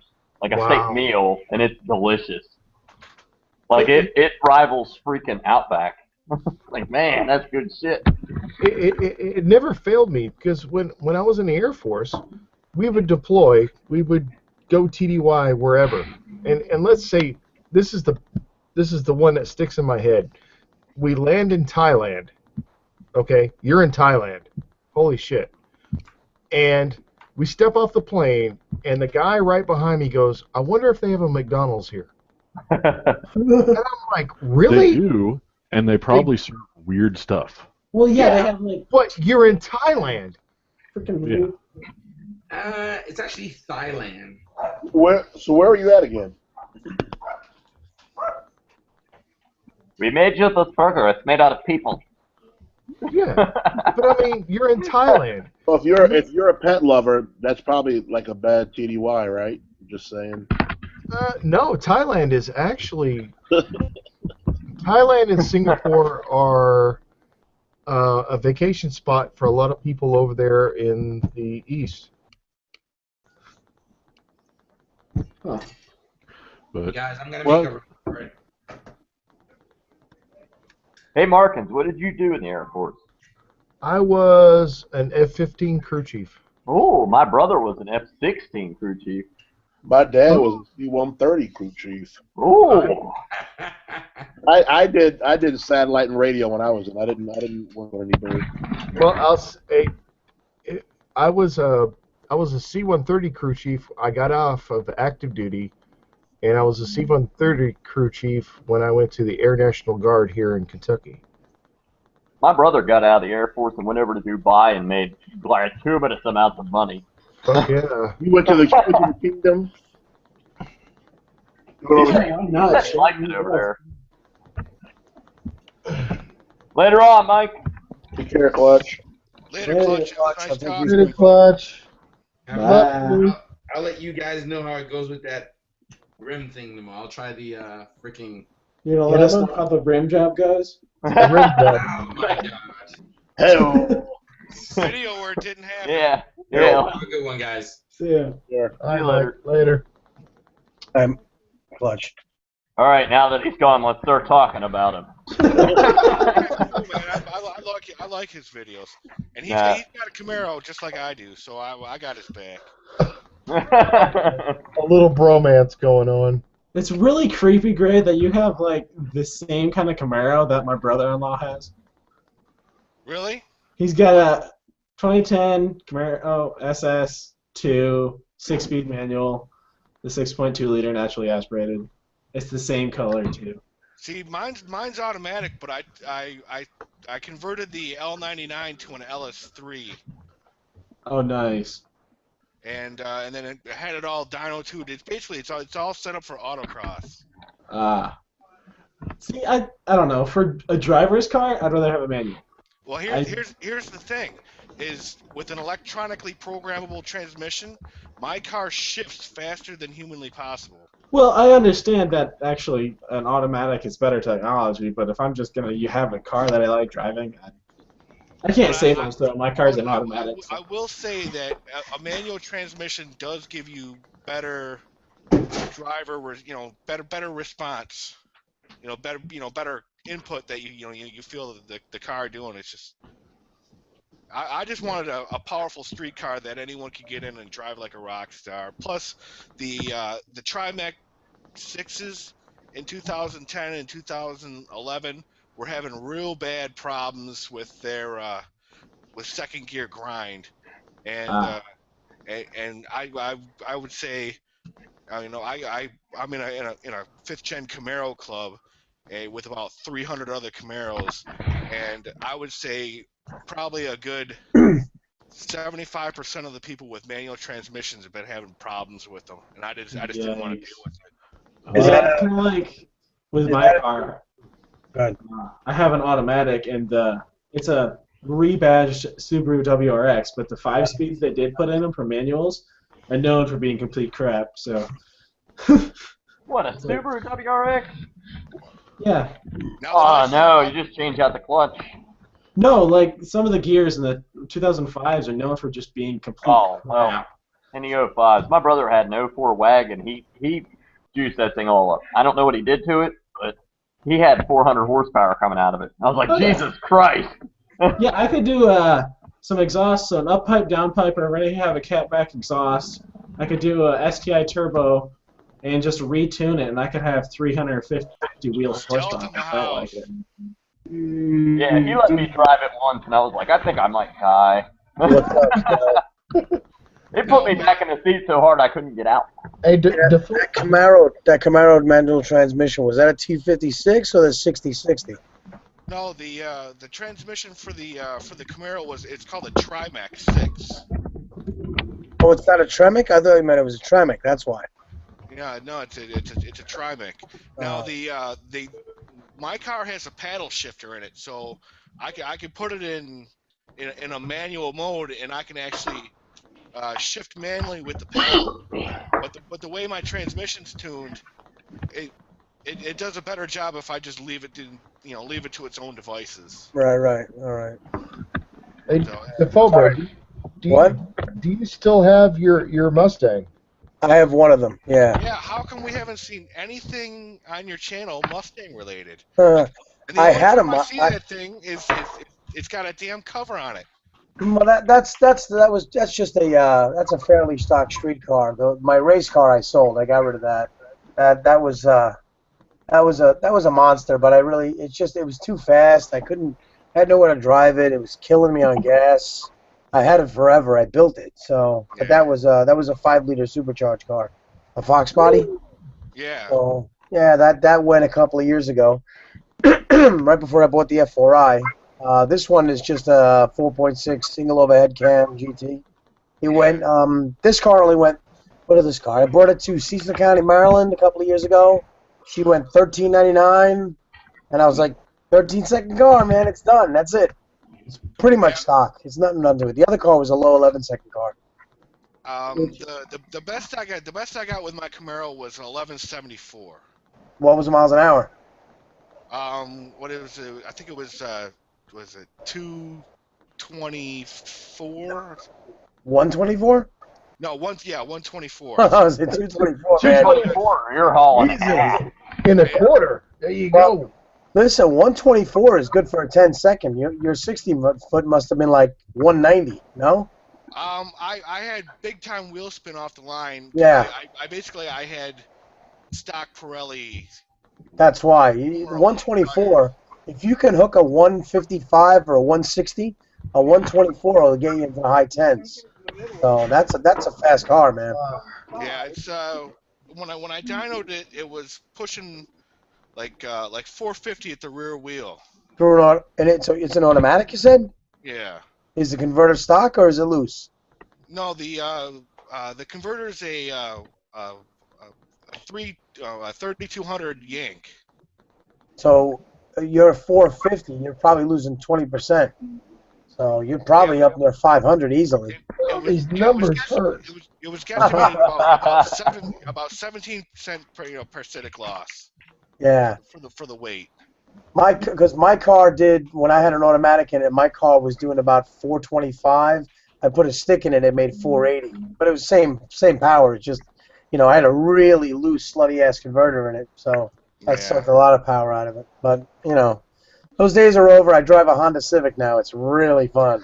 You know what? Let me tell you something. The car is really just for when you need a car.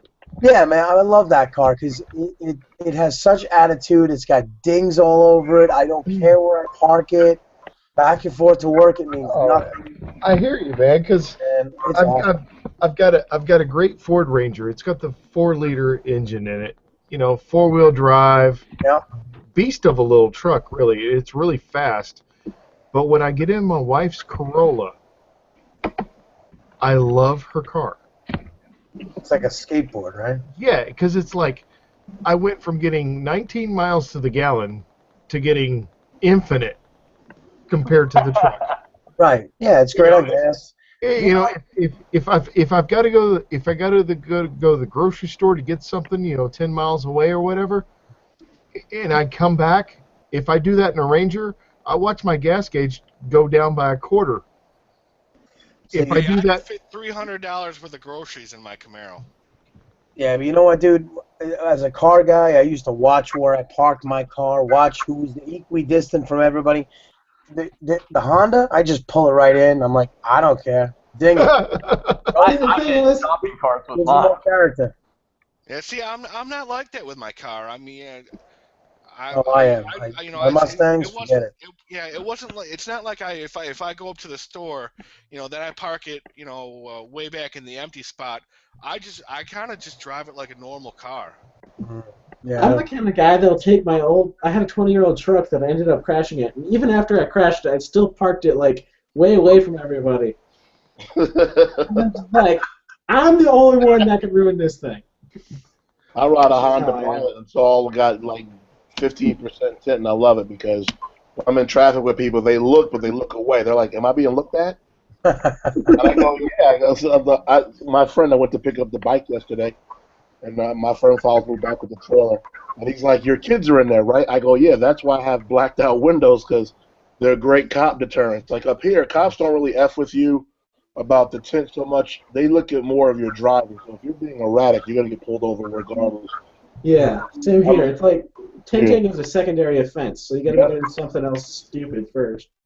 But when I went to the city, I had to go to my aunt's funeral last year, and my dad lives in the Pocono. That we cut down through Jersey in the city, and there were like 4 unmarked Jersey State police around me, and then they like broke off. Like they read my plate, and because my tint's like 15%, like you can't see crap. And I told my dad, I said, just relax. And then like maybe like a few minutes, they came back clean and they left. But once I get over the bridge and I'm like up in like Newburgh and New Paltz, it's not a big deal. It's just if I go to a big city, that's where I stick out and stuff. So yeah, they don't like tinted windows around here. No, they don't. They damn sure don't. But up here, it's like if you're doing 60 down where you're supposed to be doing 45, they don't care if they'll go after that. But tint, they don't really care unless you're doing something that's gonna say, hey, follow me. I don't know if I ever seen that stat.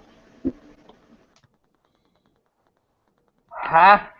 I always. I tell you, my cars always had tinted windows. I always had dark tinted windows when I was, single.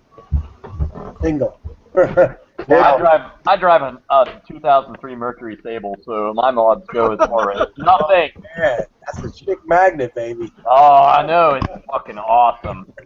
His idea of modding it is it'll eat all the Corvettes. I know. Excuse me, is that your Sable right there? It runs 22 in the quarter, motherfucker.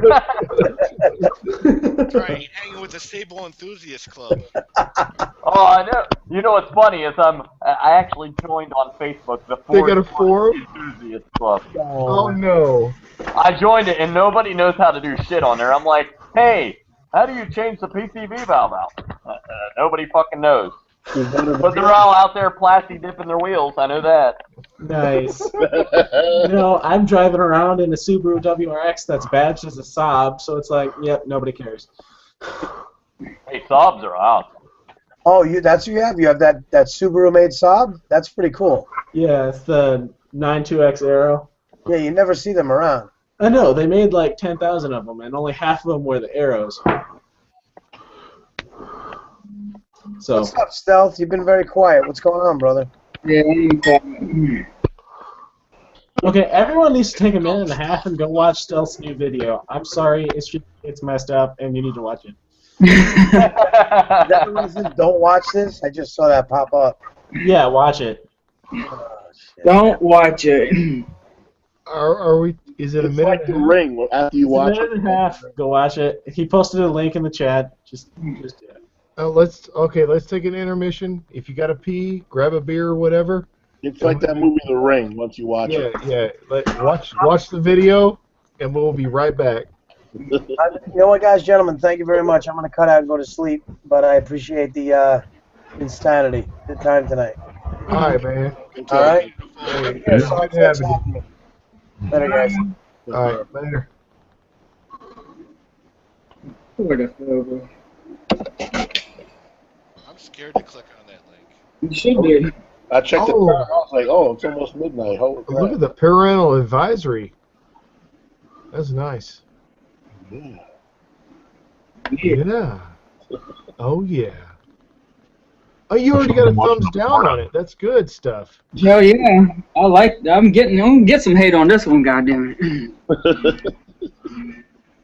Oh, there's already, as just on the Hangout, there's already 3 thumbs down on this one. I noticed. What the heck is up with that? They love me. I love you, Sarge. Okay, I'm gonna jinx myself and say it right now. I haven't yet to have a dislike on any of my videos. Oh. Nobody loves you yet. That's because you're not trying hard enough. I'm not trying hard enough. I did have a troll tell me I have a small penis, but Oh. The best troll I've had so far was, it was about 2 or 3 years ago. Somebody told me I was a total asshole, and they hoped that I die in flames on my piece of shit bike. Thank you very much. Have a great day. Did they tell you how they really felt, though? Once they got off their chest? My comment back was, thank you. I haven't had any haters yet. That's because I'm awesome. I haven't had anybody do that yet, but I think it was on one of my Harley test ride videos. I had a guy leave a comment that said, shifting too fast. What the heck? Okay. I'm like, it's a Harley. It's built like a tractor.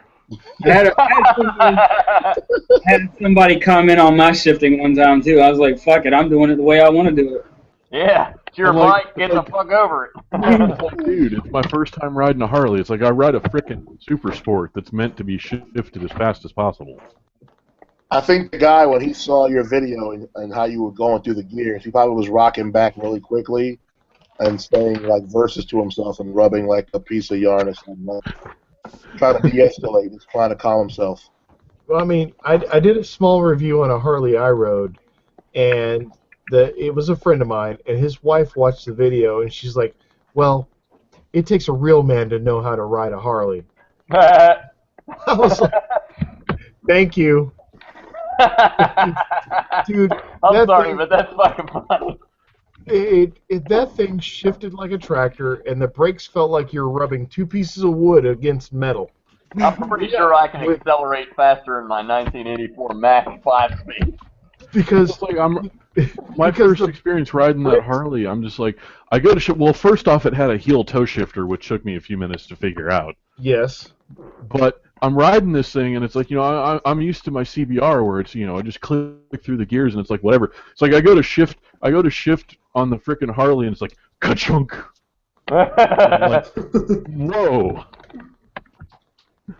well, I mean, the brakes to me felt like you took 2 pieces of wood and tried to stop a piece of spinning metal. There was no feedback. There was nothing. I squeezed the handle, and I'm like, fucking stop! Stop! Oh, so was it like a Jonah Hex stagecoach? You were like, yar. Yeah, it was like, and immediately I rode it like a mile, and when I got down to the end of the damn it, Who's putting shit in the microwave, damn it? Yeah, I'm starting my timer because I just shoved a pizza in the oven. I'm actually about to go make something to eat too. I'm fucking starving. well, that's what the stealth intermission was for, damn it. I know. Well, no, and what gets me is like, okay, so I did that Harley test ride day last summer, right? Okay. And they've got the signboard up there that's got all this stuff that you need to read and precautions and whatnot. And like number 13 on the list of however many they had was like, must be comfortable with bikes over 1600 cc's. After I rode the Street Glide, I went back and told the guy, you need to change that. Instead of saying must be comfortable with bikes over 1600 cc's, it should say must be comfortable with bikes that weigh more than 800 pounds. Because I'm like, must be comfortable riding a car with two wheels. right. It's like I ride a 600 RR. It weighs 410 pounds wet. It I get goes. on a street glide that weighs like 850. I'm like, that was more intimidating than the quote power that it had. It's like it goes. You ride a bike that actually goes and stops. Yeah. And a Harley kind of does something and sort of doesn't stop. Well, you know, I've been a proponent for a long time that Harleys are the most efficient way to turn power into sound. Mm-hmm. I just call it noise because I don't know if it's a sound. It's just somewhat weird that they make. See, what I like about street bikes is street bikes gives me the closest feel to when I was like 9 years old riding my BMX bike around the neighborhood and causing all types of havoc. And that's what I like about the street bikes. I'm about to find out how they are. Oh, dude. There's a lot of potential in that bike you got. I could, I don't know, I could pull some PDFs. There is a lot of power in that engine. Oh yeah, I'm sure there is.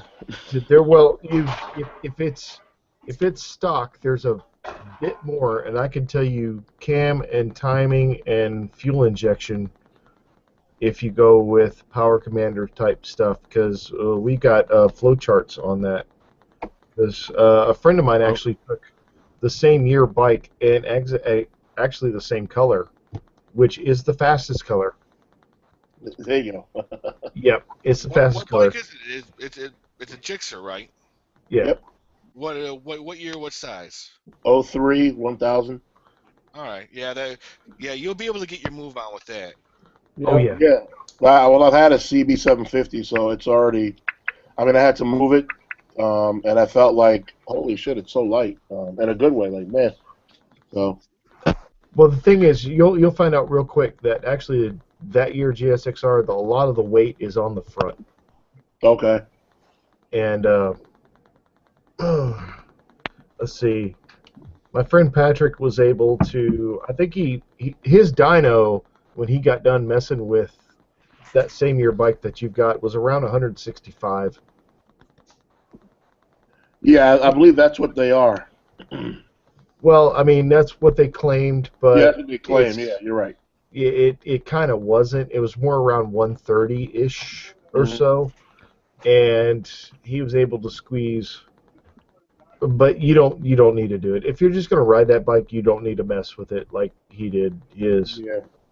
Yeah, I'm just gonna be riding around. Because that 1000 in the torque, it makes up in the horsepower with the torque because it will. Yeah, my buddy said before he sold it to me, he goes, "Yeah, I've had it to 188." He goes, "Now I'm older and I'm wiser, and I don't need to do that anymore." Yeah, those bikes come plenty fast just as is. Yeah, that's what he was telling me. I mean, it's all stock. No need, there's no need to do much else to them. Maybe a few creature comfort things. One thing I did to my bike that I really liked was I did steel braided brake hoses. There you go. Yeah, I've been reading about that. I know it's the benefits. And basically, what that really did was it just took the sponginess out of it. Yeah. And I'm tempted to do that to my bike because my front brakes aren't the most fantastic. But then again, I could just try bleeding them. But, Bleeding's always a good option. Yeah, I think as far as like sport bikes and stuff, or even sport touring bikes, most you should do is maybe tune and a slip-on or exhaust, and then go for creature comfort. So. Yeah, well, it has a Yoshi RS3 on there, so and he didn't take the cat off, so I don't have to worry about tuning it or nothing like that. Wait a minute, what happened to the Nighthawk? Oh, I still have it. I'm gonna post it. I'm gonna sell it. What? Here's the. What is it? 6,000 now? No, it's 37,000, but it's mint, man. It's idles like right at 1,000. It's good, man. Oh yeah. Well, here's the thing. When There is no cat on that bike. Oh, okay. What is it? Just headers then and mid pipe? You got headers and you got there's an airflow valve on the mid pipe section of that. And if you go for a straighter exhaust, if you get, that's why I sent you a link to Yeah, LOR. you did. Yep. Okay. On that, when you put their mid pipe on there, you get rid of that valve. And then what you do is you cut the yellow wire to the FI light because it will think that it's still moving the valve, but there's a problem. Yeah, I read about that. Yep. Yep. So you cut that wire, and that thing will just, it's a totally different bike. It is totally different. I think that's at least a 10 horsepower gain. Yeah, I can't wait to get on once mud season has come and gone. So we'll see.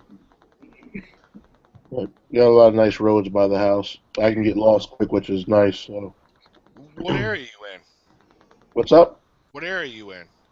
I'm right outside Albany, New York. Okay, all right. Like a stone's throw from Cooperstown, Saratoga. See, I was just telling guys in the chat the other day that I'd like to go to the Adirondacks and ride around in that area. Yeah, I'm about like 40 minutes from the decks, and then the Catskills are probably like 20 minutes from me south. So Yeah. yeah, I'm like right in the middle. Yeah, the decks, man, it's nice. It's like several thousand acres, like the Adirondack National Forest, and something like 40-something peaks or something. It's amazing. Yeah, I drove around in that area on a road trip, and I was like, oh, this is prime bike territory over here. Yeah, well, that's what I say. Once you cross the Tappan Zee, and you get like probably 2 hours out, man, it's gorgeous. It's like a whole different state. Yeah, that'll be some good riding, man. I cannot wait, See, trust me. But today is 40, so. I got some road envy from a lot of you guys, man, because here in Michigan, man, I don't have squat. I know it sucks. I mean, I think I think I'm one of the luckier guys in Michigan because I live in the area where there's where I've got tons and tons of lakes around here. Like the area that I live in, someone basically flew over throwing lakes and roads out the windows. But it's not like I got really great riding roads. I got roads that are other than straight. But if I go 20 miles in any direction, it goes right back to square grid and nothing else. Yeah. So I could have it a lot worse. I got it all right for a rider in Michigan. I don't have it too bad either because I live close to the Grand River and I live close to the coast of Lake Michigan, which gives me two options pretty much. But, I live in West Virginia. I don't know what a straight road is. yeah, pretty much. In my first, I only got 2 videos up, but in the first one, I go on this stretch that'll take me up to like, Cooperstown or whatever, and it's pretty nice, man. I took a lot of footage in like July and August, and I actually came back with a group of Harleys, like these guys were returning wherever they were.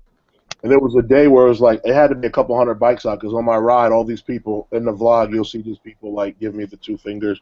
It was pretty cool, man. I haven't put it up yet because I just work so damn much, but I look at it every now and then and go, oh, that's what grass looks like, okay.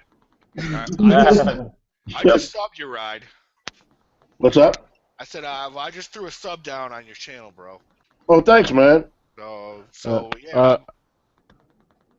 Yeah, I got I actually started the channel because my youngest son, he likes motorcycles. When I got my M endorsement a couple of years ago, my wife was all livid. You're gonna die. You're gonna kill yourself, whatever. And so when I brought the bike home, my son, he likes it, and he's got like a dirt bike. It's just a pedal bike, but it's got like fenders and a shock in the back and stuff. So I said, when you get a little bit bigger, I'll get you like a CRF 50. And he loves bikes. So then my daughter, she's like 2 years younger than him. When I watch vlogs, he'll sit there and he'll like point out squids, or he'll point out sporties, or he'll point out cruisers. And I said, you wear your gear because God forbid if something ever happens, you get to. I mean, you may not be.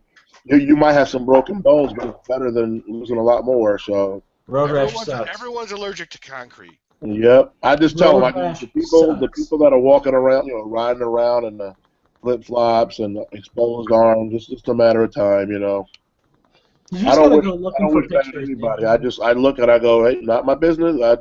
I wouldn't do it. Yeah. I know certain people hop on a bike and do their thing. That's cool, but me, I'm just like, no thanks. I got too much to lose, man. Kids, my wife. I'm not effing around. I feel you. Whenever I go out riding with friends, they're like, "Let's fucking die today," and I'm like, "No." Like, yeah, I got This is the why I ride a 1,000. sport touring bike. Yeah, I got the 1,000, but I'm gonna be riding like I rode the 750. I'll just respect it, have some fun, and come home. I mean, Yep. Being old school Catholic, I always say a little something. I'm like, all right, let's do it. Let's go ride. Let's have some fun, and then let's come back. I'm not trying to overtake people and all that other. Yeah. Overtaking people over the double line. I've had a couple friends do that, and I'm like, nope. No, I even sir. recorded Yep. it in a video. I haven't uploaded it yet. I'm sitting behind this car going, did he really just do that? You don't pass No, I'm not doing that. on the double yellow line. Yeah. I'm guilty of that a little bit. I have love never watching done Cali vloggers because the Cali vloggers, they do that shit like nothing. And but it's so flat. Like I was watching one where they were in Ortega, and this video is like a half hour, and it's like a crew, couple Gixxers, couple R6s, and the one guy shooting it, he's a new guy. He just got his R6, and he moved up from something else. I think it's like Dark Man Rider or something. And I like his channel. He doesn't really talk that much, but he rides with guys who like wheelie for miles. But these guys are gone, and he'll do 90, and he's like, fuck, you hear him talking like, I can't even keep up with these. And he won't try. Like, he's like, yeah, I could go around that line. I'm not going to do it. I'll just meet him at the light. Yep. Last time I rode, I was at the end of my road, and I pulled out. There was a dump truck coming. I was like, I'm gonna wait for the dump truck. Now I'm gonna pull out in front of the dump truck.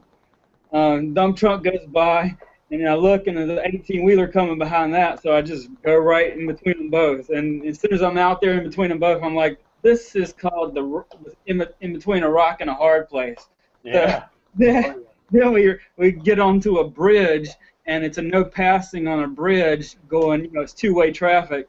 And I say, yep, I'm taking myself right out of this, and I just passed the dump truck at like 90 miles an hour on a double yellow on a bridge. I don't like passing on a double yellow. But I ain't going to stay where I was. I mean, I guess sometimes you got to make that call. Is it safer to be between these two large vehicles, or if you got enough, like you can see enough ahead, where you can get out of there and then go back to cruising speed? I mean, sometimes the way I see it, even though it's against the law, I'm in a better place in front of the dump truck. So I'm going to take it regardless, 10 out of 10 times. I agree. Good point. Yeah. I agree, because Kinda like if there's all it takes is the 18-wheeler to look down at his phone, and you're toast. Yeah. No. Yeah, he probably won't even know that he hit you. Nope, he won't. Nope. So you're totally right. I mean, sometimes it's He'll better. just Like be I hate scraping you crowds. off from the inside of the wheel wells. You're like, oh, I must have hit something. Like I feel like NASCAR, man. I hate being in groups because if one person brake checks, by the time you react, it's already too late. I like actually, if you're gonna ride, be a nice spacing or like just away from folks, because you just don't know what some people are gonna do. They're gonna hot dog, crazy.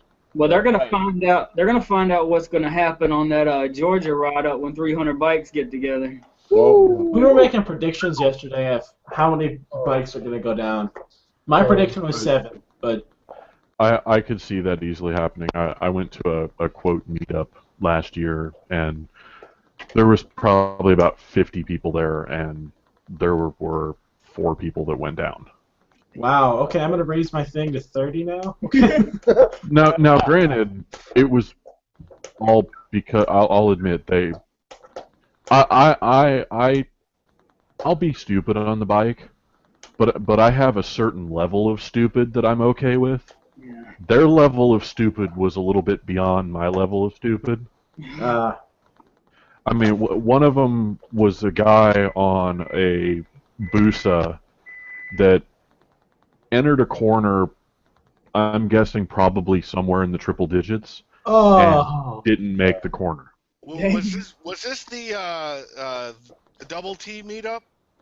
It was the double T meetup. Yeah, I saw a handful of videos that came out of that. I know what crash you're talking about. Yeah, it was not good. I mean, I'll be honest, the guy's lucky that he's not dead. Because you could see where the bike was at, and then you could see where he hit the ground, bounced, hit the ground again, bounced a second time, and landed about 20 feet from a concrete drain pipe. You see, I wouldn't want that responsibility. I wouldn't want it. That's the reason I like our small meetups. Yeah. Well, I mean, after that, it got to the point that Double T was even like, okay, yeah, we're done. It's like we're just gonna go to the place we're gonna have dinner at and call it a day.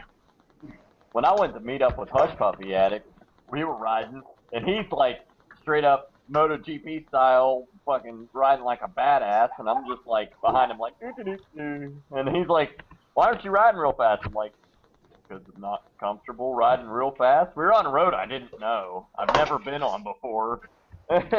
Hush Puppy's a maniac on a bike. Let's put it that way. He is fucking. He can ride. That dude. He can ride. Well, he rode the nuts off of your bike too, so it's not just the bike he has either. Right. Yeah. Yeah. Well, that's why Llama rides a vagina now. Exactly. I Speaking like of vagina. Hush, as long where's as I'm he not been? riding a dick.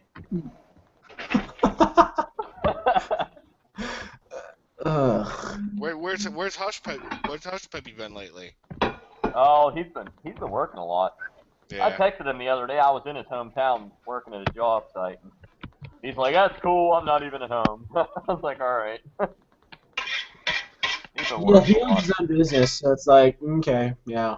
Yeah, he has his own business. He's real busy, especially during the summer.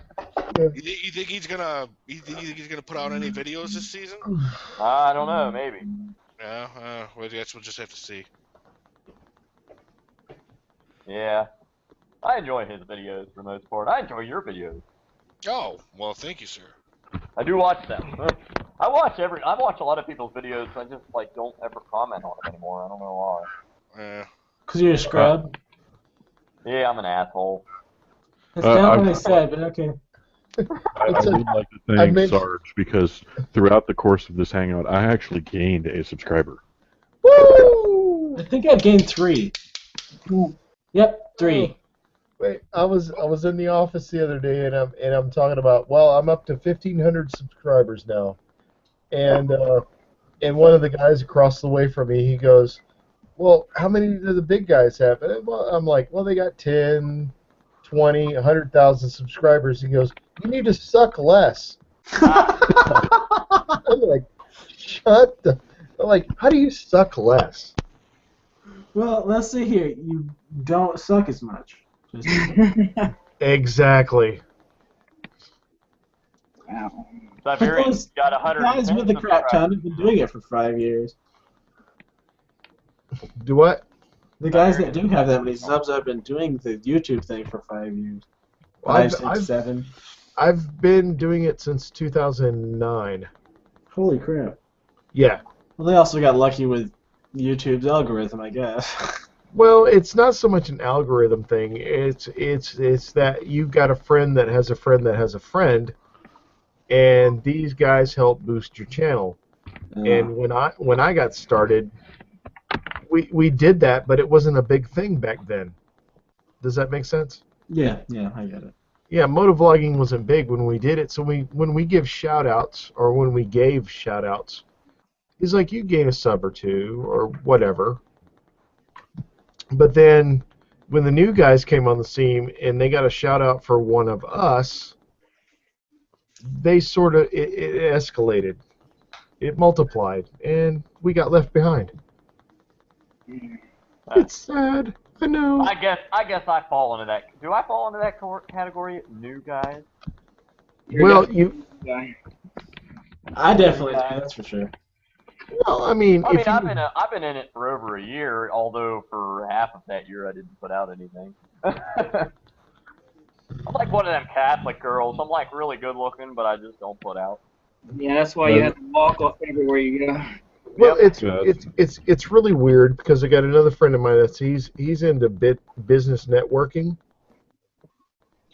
and he goes, we need to put out more content, and so for about a month or two, I did that. It was like religiously, 1 or 2 videos a week, 1 or 2 videos a week, and I saw a little bit of a gain, but then when I stopped making videos, I was still seeing the same gains, so it didn't make sense. It's like I haven't made a video in 2 weeks, and I've gained 20 subscribers. So yeah, It's kind of like how I haven't made a video all winter and I've gained 67 subscribers. What yeah. the fuck? And Severian, he's gained a subscriber, and you put out, this was your first video in what, months? I've actually put out 2 videos. Yeah, it's like the last My video bad. I put out was like in September, I think. It was before the Tennessee meetup. That's why I claim I'm only a part-time vlogger. Because, well, it's not that I don't like doing it. It's just I procrastinate horribly when it comes to editing video. Mm-hmm. And so, like, you know, like I'll catch a bug and I'll be like, oh, I'm gonna edit some video, and then I'll edit a video and then I'll stop and then I'll be like, I still kind of want to edit video, and so like I'll edit 2 or 3 or 4 videos and then put them out over the course of a month or so. Yeah, but Moto Maryland is the one who brought up somewhat of this topic and says that you got to network with other vloggers. Well, a lot of us have been doing it. It's just that we won't succumb to the big vlogger names, if that makes sense. And someone told me this, I think it was last week. I was in a private hangout. You have 2 different types of motovloggers. You have the ones that want to share and make friends, and then you have the others that are just strictly entertainers. Yep. Yeah. I mean, It's like. I'm, Go ahead.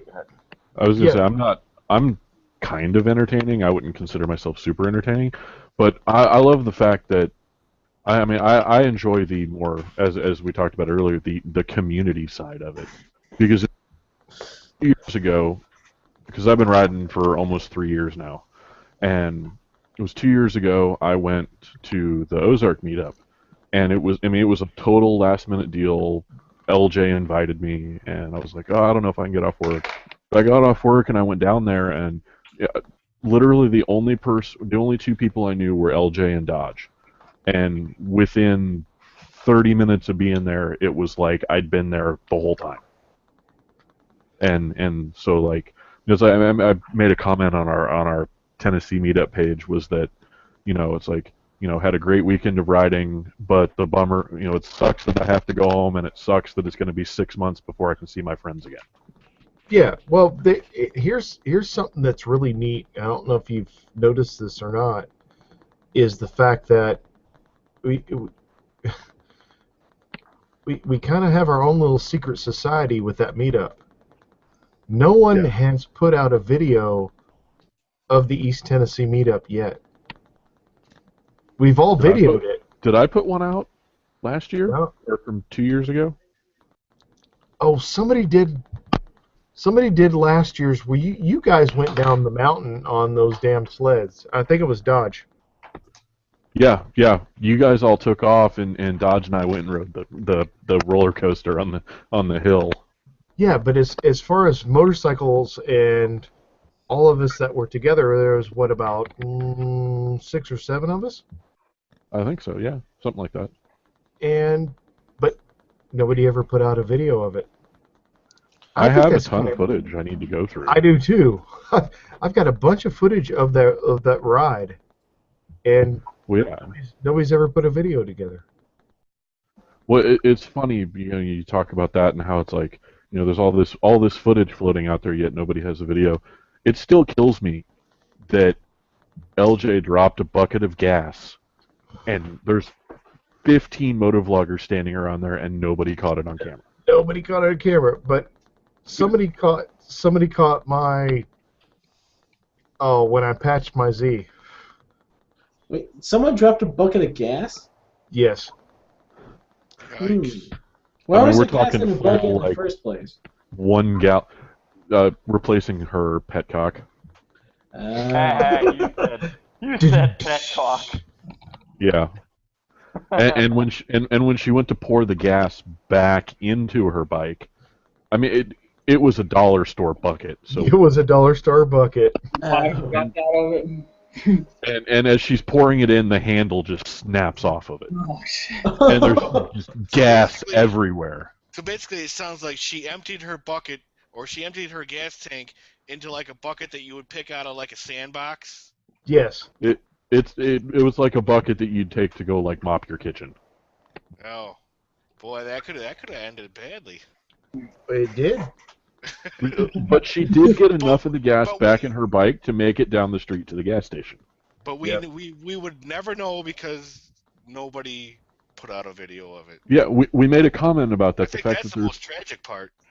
Yeah, we commented on that. There's like 15 or 18 motovloggers standing around here. We all have cameras, and nobody caught it on video. Well, our hands were busy with the beer. There was beer involved. Oh, all right. Well, that explains a lot. Yeah, pretty much. How many cameras were actually on? None. Exactly. See, I got this terrible habit of just leaving my cameras on all the time because I never know when something crazy is gonna happen. Well, so this was I just got in the habit of I just leave it on, and if nothing happens, it doesn't cost me nothing to delete the footage. Well, this was around 9 or 10 o'clock at night, and we had taken over the parking lot. Basically, we stole the chairs from the swimming pool that doesn't exist, and we basically owned the parking lot at that time. And the next thing you hear is crap, and there was gasoline all over the place. Nice. And that hotel's closed now. Yeah, that's what Ardell was saying. Which is why we're staying at the Quality Inn. What's the difference? I don't know. Well, it's like it was a Days Inn the first year I was there, and then last year it wasn't a Days Inn, but it was still the same people, and then apparently this year it's closed. Yeah. So essentially, their quality went crap enough to lose their franchise, and then after that, it went downhill even further. Yeah, I mean, I'd pay $15 extra a night and stay at the Hampton across the highway. What was it? Oh, shit. Shit. Yeah. Having a break. I think you need more beer, Sarge. Yeah, he needs more beer. More beer. Like Bilma and Tracy. Oh yeah, they stayed over there. Yeah. And didn't Jess stay over there with them too? Yes. It still kills me that what was it, Friday night or Saturday night? They drove like 20 miles to go get a steak. Yeah, they went and had steak dinners. I would have done that. But you know, I wish somebody would have caught my our first Tennessee meetup trip down there when the ground disappeared from beneath my feet. Where was that at? We're in Sweetwater, Tennessee, and you know we get back from riding. Oh my God! Yes. We wander over to the we wander over to the liquor store that's next to the hotel to get liquor. We hadn't been drinking yet. No, and we go to get beer, and it's like, okay, so we go in, and it's like, well, we're here to get beer, and she's like, well, we don't sell beer, and we're like, wait, what? It's a liquor store. Well, no, we had to go one door further and get beer. Oh, because it's right on the line of a dry county, right? No. Oh, I thought I was gonna ruin the punchline. No, this is what's going to catch you off. The liquor and beer sales are separate there. Oh, they don't have Yeah. like an umbrella license. Like No. it's like one store has a liquor license and the other store has just beer and wine. Yes. Yes. But But the stores are literally under the same roof. No. no. Well, they're separate, but they're that close. Oh, so they share a parking lot. Yep. All right, And I and got so you. so so we get our adult beverages and snacks and whatever, and we're wandering back to the hotel, and all of a sudden I just completely eat crap face plant on the ground. I mean, because okay, so there was a hole in the grass, and the grass had grown taller than the hole, and then they had mowed over the hole, Oh, so you like straight up stepped in a punji pit pretty much. minus the sharp And sticks. and they're all walking, and we're walking, and then all of a sudden I just eat crap, and they're just like, where'd he go? Sorry, I don't mean to laugh, but that's Dude, hilarious. I thought you broke your leg. I was like, I mean, seriously, and it was like He probably you 5 or 6 inches down, and I'm just like, just all of a sudden walking, and then nothing. That's how them kids fall in the pipes, and then they're like 200 feet down and underground. He was gone. He was gone. It's And like they look back, and I'm all laid out on the ground. Flopping one of those around. videos, like one of those videos where you see someone walking down the sidewalk and they're looking at their cell phone and they just like walk into an open manhole cover and then just disappear. Yeah, just pretty like much. Oh man. There goes this 600-pound dude. He was just gone.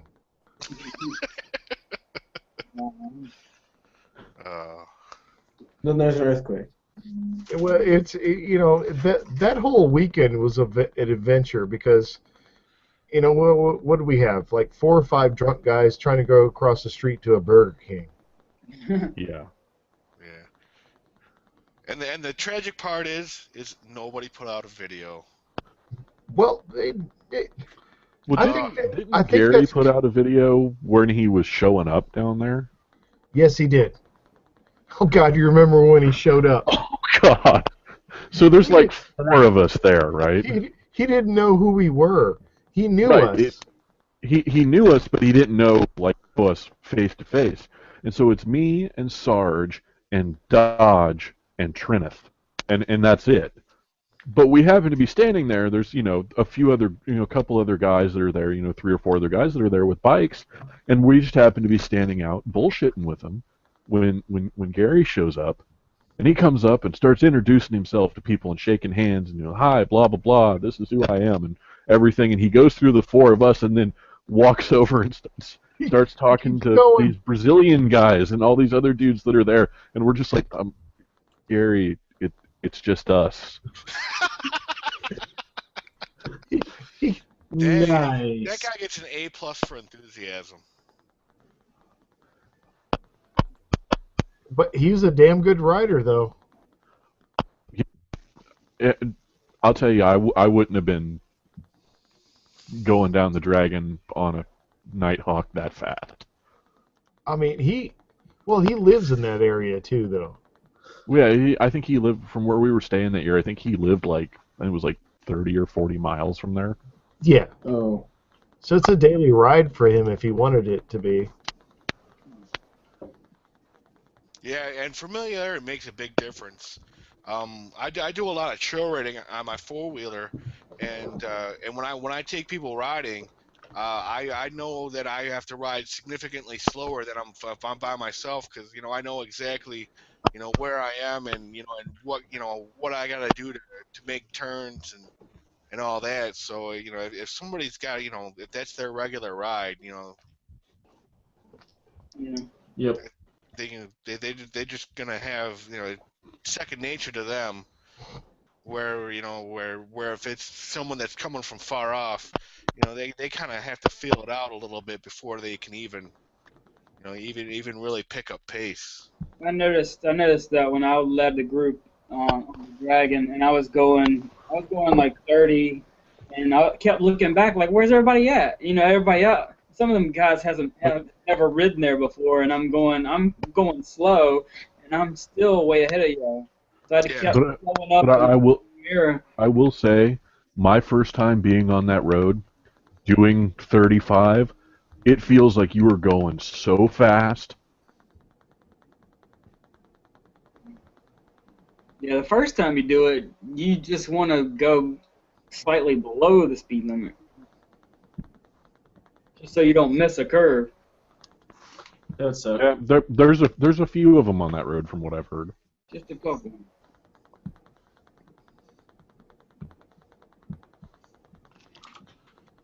Holy shit! Why it's so quiet? What are you doing over there? Who, me? Yeah. Yeah, how come you're not entertaining us, Llama? I am not masturbating, just letting you know. No, okay. No fapping over there, huh?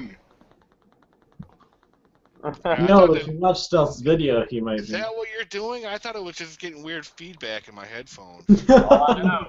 That's not feedback. I'm going that fast.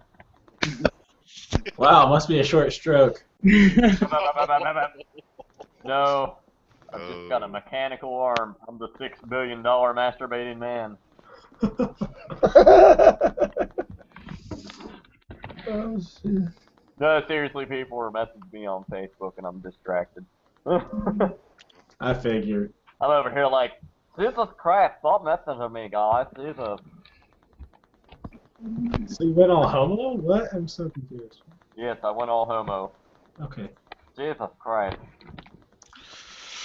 Well, hey guys, I'm gonna bounce out, man. It was great talking to you guys.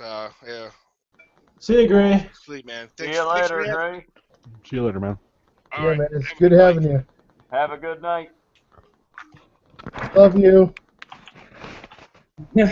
Kisses. Oh my God, Jesus. See you later. So now what? We're live and we're not saying anything. For what? 15 seconds we don't say something and all of a sudden it's dead? Never. Never. Yeah. Beer number 8. All right, we're all gonna say Holy fucker crap, right in the pussy you're on 3. We're all gonna say it. Say fucker right in the pussy on 3. 1, 2, 3. Fucker right in the pussy. Pussy. Oh, that was not heartfelt. You guys are assholes. I'm not doing the wave over here. Huh? I'm not doing the wave over here. Jesus. We don't start this with a big cheer. We start this with a big. I broke my hip. Cheer. So I love the way that Uh-oh. What? Did What? you just talk? The way I do what? I think you just fell in another hole. Oh. I said I love the way that I think is it Gokamitsu starts some of his videos where he's doing the salsa. Oh, Salsa. Like dancing. me gusta. Yes. Yes. Baker Exteric. Is Or that it's being made Baker. in New York City? That's Hey, Baker. Conte sauce? He told me to do a me gusta video and he would put it on his channel or whatever, and I never did it. Kind of ashamed of myself. Yeah, because that would have been, like, fantastic advertising. Well, I mean, he gave me a shout out on his channel already, but he told me do a me gusta video and I'll do it. Like, okay. Then I never did it. And then my life went to living shit, and I stopped motovlogging for like 5 months. And you Yeah, moved to because West everything Virginia. got screwed up for you. Oh, I got all kinds of fucked up. All kinds of fucked up. Now you're doing drywall, right? Yeah. Although you get to drive the truck, so that's another. I boom drywall. Use a boom lift. Yeah, fuck yeah, America. I'm the boom driver. It's better than actually hanging the sheetrock. Oh yeah, fuck hanging it. I'd rather boom it and fold it all day. But So I'll tell you essentially, what- you handle a big boom all day, right? Oh yeah, I have to keep my hands right around that big old boom. Oh gosh. No, I actually enjoy it because I don't have to go to the gym. Just skip the gym every day because you get your ass kicked. It's kind of like when I was doing landscaping last summer. It's just no need for a gym membership. Yeah, you keep in shape. What do you say, manscaping? Yeah.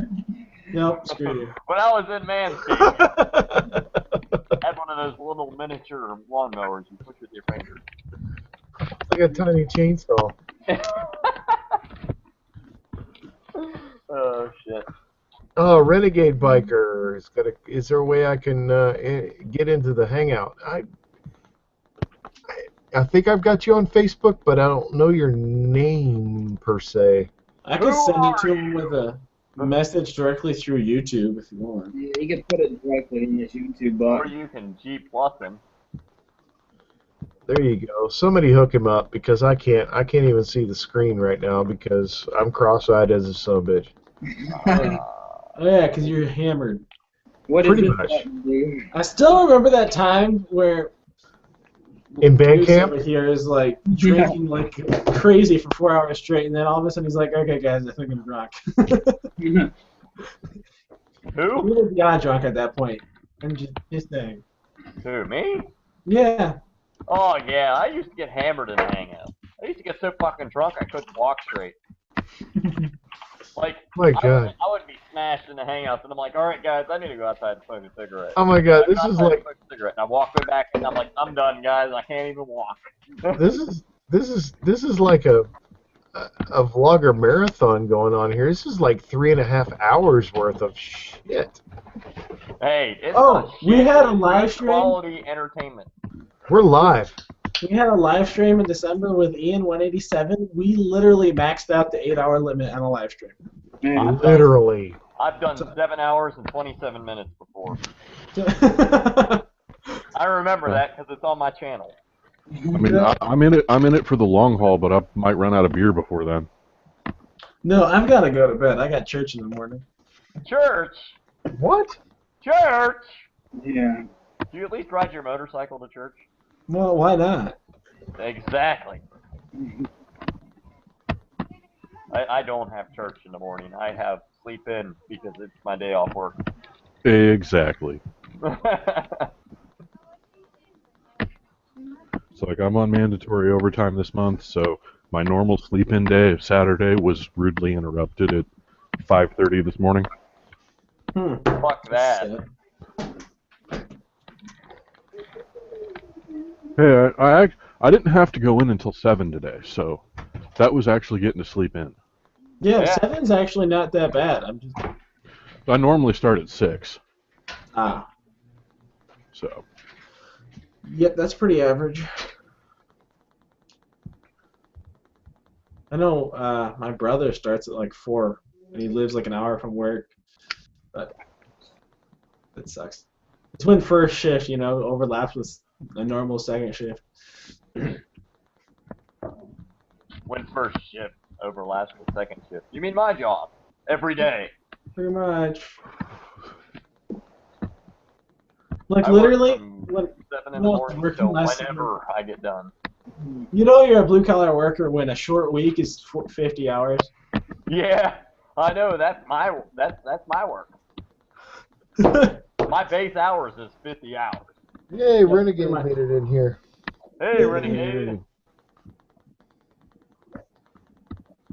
Hello. And he's not talking. Hi. Oh, okay, there it is. A normal second. Yeah. Hello.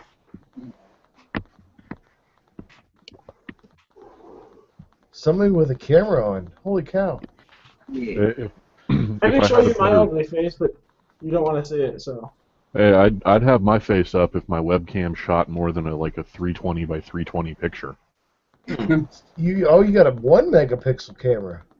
I have an old school frickin' camera that I've had for like 10 years. Nice. My camera's so old, it's a FireWire. You all hear me? Holy crap, that is ancient. Yeah, we can hear you. Oh, don't get me started on nerd talk, okay? Just don't. Firewire. You mean an old? Wow. Yeah, Do computers even have that on them anymore? Nope. I have one FireWire port. I think I have one on one of my really old ones.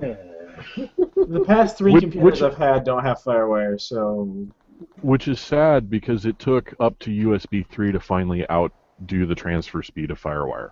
I know. It's like I don't get why it wasn't more popular. But now you've got USB Type C, which is going to screw up everything.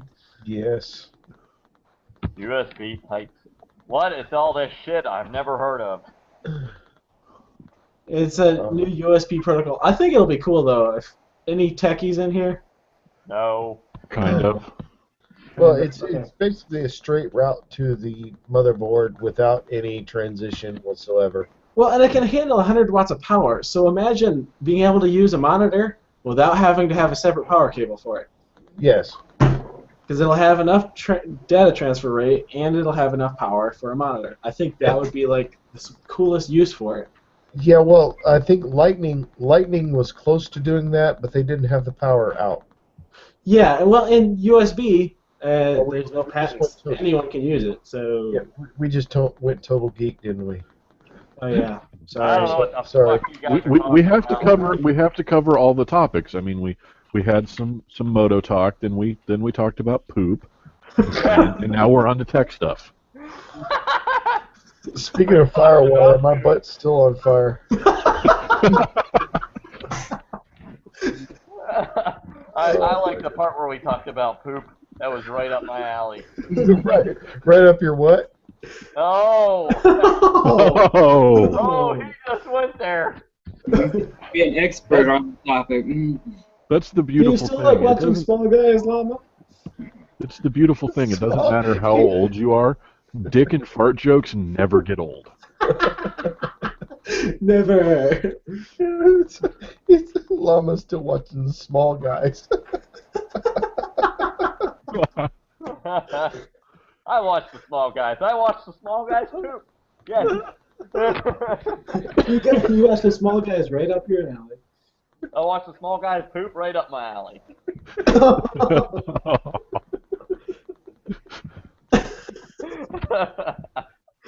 Oh man, have I missed doing these hangouts. All the inappropriateness. Well, the thing is, it's like the maturity level goes down when you're here, Llama, and it makes it that much more hilarious. Oh, I know.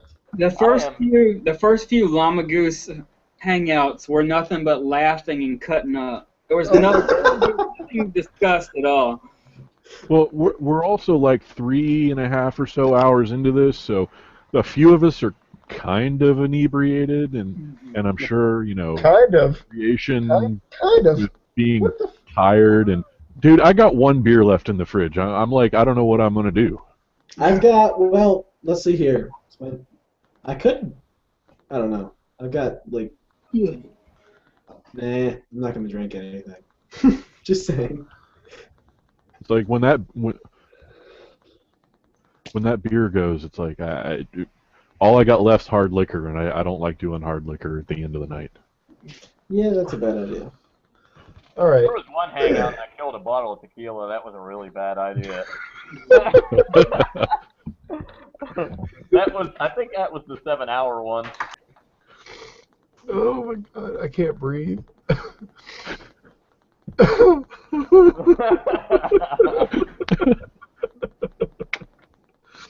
I think there was one of Brand's hangouts where, like, some joke, there was just a key word that set me off, and all I did was giggle the whole freaking time, man. I couldn't stop. I was already 3 sheets before we started, so it didn't help. Oh, cocaine. It's a wonderful drug. It's a gateway drug. Oh. But I'm thinking about ending this now. But what are you guys thinking about? I don't know, Saturday night hangouts. I did. Good. Yeah, I hate it when people do it like Mondays through Thursdays because I have school in the morning. So Yeah, Right. I mean, people Well, gotta. Well, yeah, it's like during the week. It's like my alarm goes off at 4:30 every morning, so it's like 8:30, 9 o'clock at night. I'm about ready to go to bed. yeah, So what's a good time to start these? Actual start time. I started at 8. I attempted to start at 8:30. Yeah, for me, any time after like 6:30 is good, but 8ish is fine with me. Yeah, I would have to agree between like 8 and 9. Okay, so 8 o'clock it is. But if we could, yeah, holy crap, the people that we had come in here was pretty cool. Yeah, it was. I never even noticed because I was working on that video. I never even noticed you had one until I went to Facebook to see what everybody was doing. Yeah, well, it was. I saw you had one. I was like, I gotta get in there and start talking about poop. But I mean, you know, it's not everybody can go out and party on Saturday nights and crap like that. And the weekends are a great time to put something up because it gives everybody after church something to watch. Poop. Hey, But the more people we can get in here, the better. And I don't mind invites as long as they sort of hold the same kind of interest as Right. far as being motovloggers and stuff like that. I'm still waiting. I'm waiting for the pooping with Sarge video to come out. yes. Sarge. How am I going to do that one? You put a camera in your bathroom and take a Pooping with Sarge. I would have hated to have been your toilet the next day when you ate that calzone. That's all I got to say. Hey, you weren't sharing a room with me. Was that you and Dodge? No, it was me and Trenneth. Oh my gosh. So, yeah, you put the two of us in a room together, we can murder a toilet.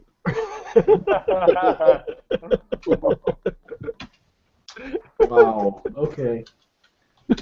But I'm gonna call it quits tonight, guys. Man, it was great having you all on here. Yeah, it was actually nice to meet you. I don't believe I've talked to you before. So. No, in person, I'm actually a great guy. I stir up shit on YouTube. I stir up shit on Facebook, and a lot of people can't take it. I can take it. They can't take criticism. It's Just all like Mama wants to take it. they don't. A lot of them don't want to hear the truth. Is my so.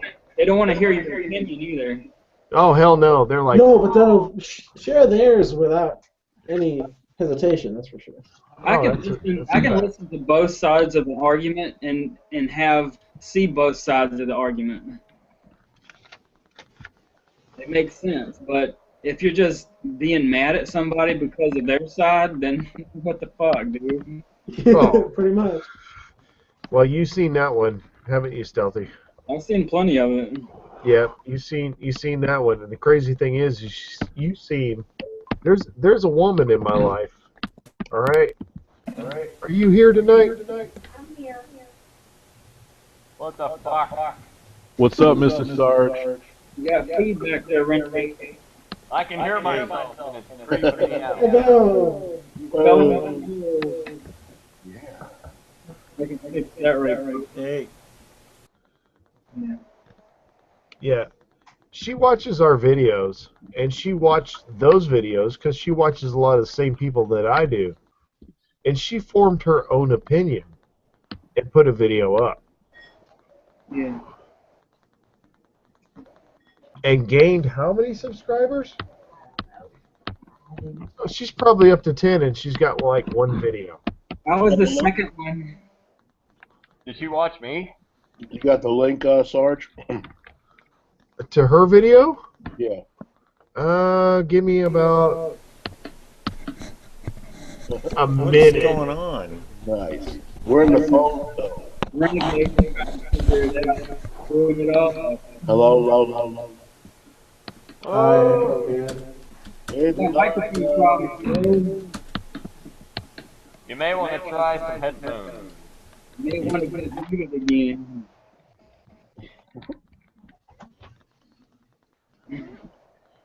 Do a quick copy and paste here. Let's get it in. I'll put it in the chat sidebar. Cool. Really quick. There you go.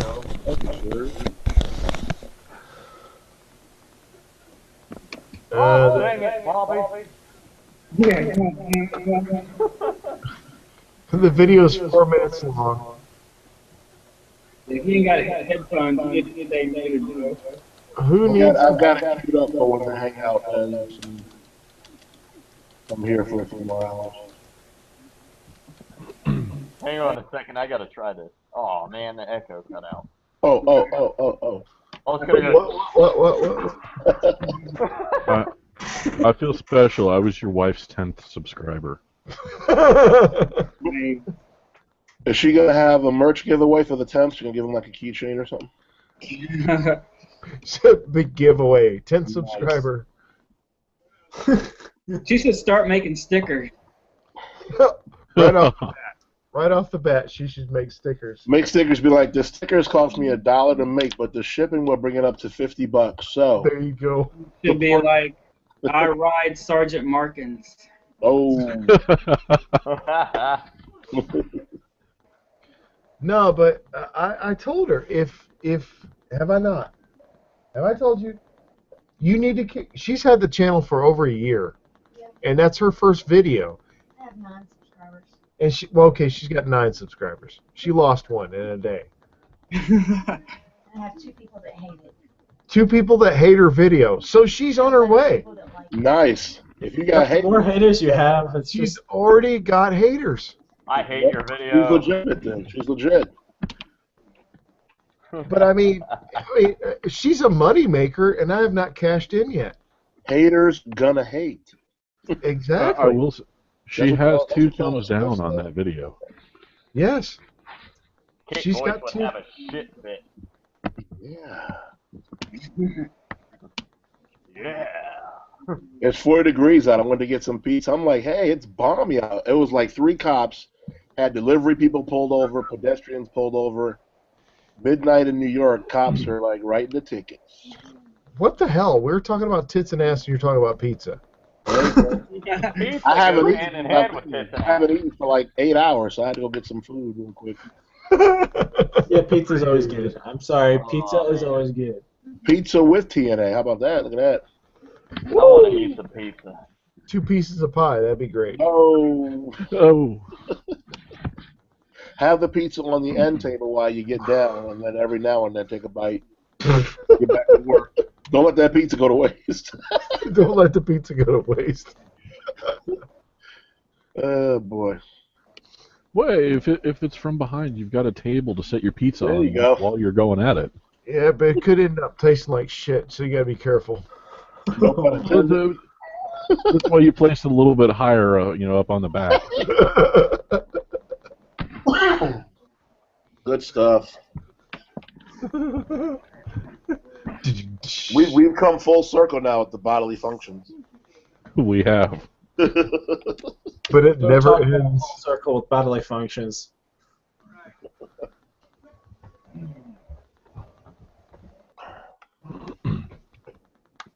But yeah, I've been sitting on a cash cow and didn't know it. You gotta monetize. You gotta monetize that commodity there and get. You gotta Yeah, start selling. Your pennies. You gotta start selling some milk, bro. Any of you guys here monetize your stuff? Yeah. Google got my birthday wrong when they made my account because they autofilled, so I gotta wait. Just to let you know, it's cents on the cent. Oh, I know. It's crazy, but woman. I'll probably get my first check like 2 years after I die. I think Here lies Stealth Rider, and a hand will break through the ground and grab that check and throw it by. I think last year for myself, I got from monetization like $400. That's pretty cool. It's not bad, but all that money was just made on like 1 or 2 videos. Not on the whole. Yeah. Not like Preparation H. It didn't cover the whole thing. It Shut up, woman. You gotta stick it on your finger and stick it in the hole. That's how you get it all up in there. Oh, Yeah. Hello. Yeah, but Fucker it right was. in the pussy. What are we back in the UK now? But I mean, if you get a chance, I seen Renegade Biker put a comment up there. You won't monetize your videos, but it's monetization. You're not making real money on it. It takes a really long time, and to basically feed a hobby, I guess it would sort of pay.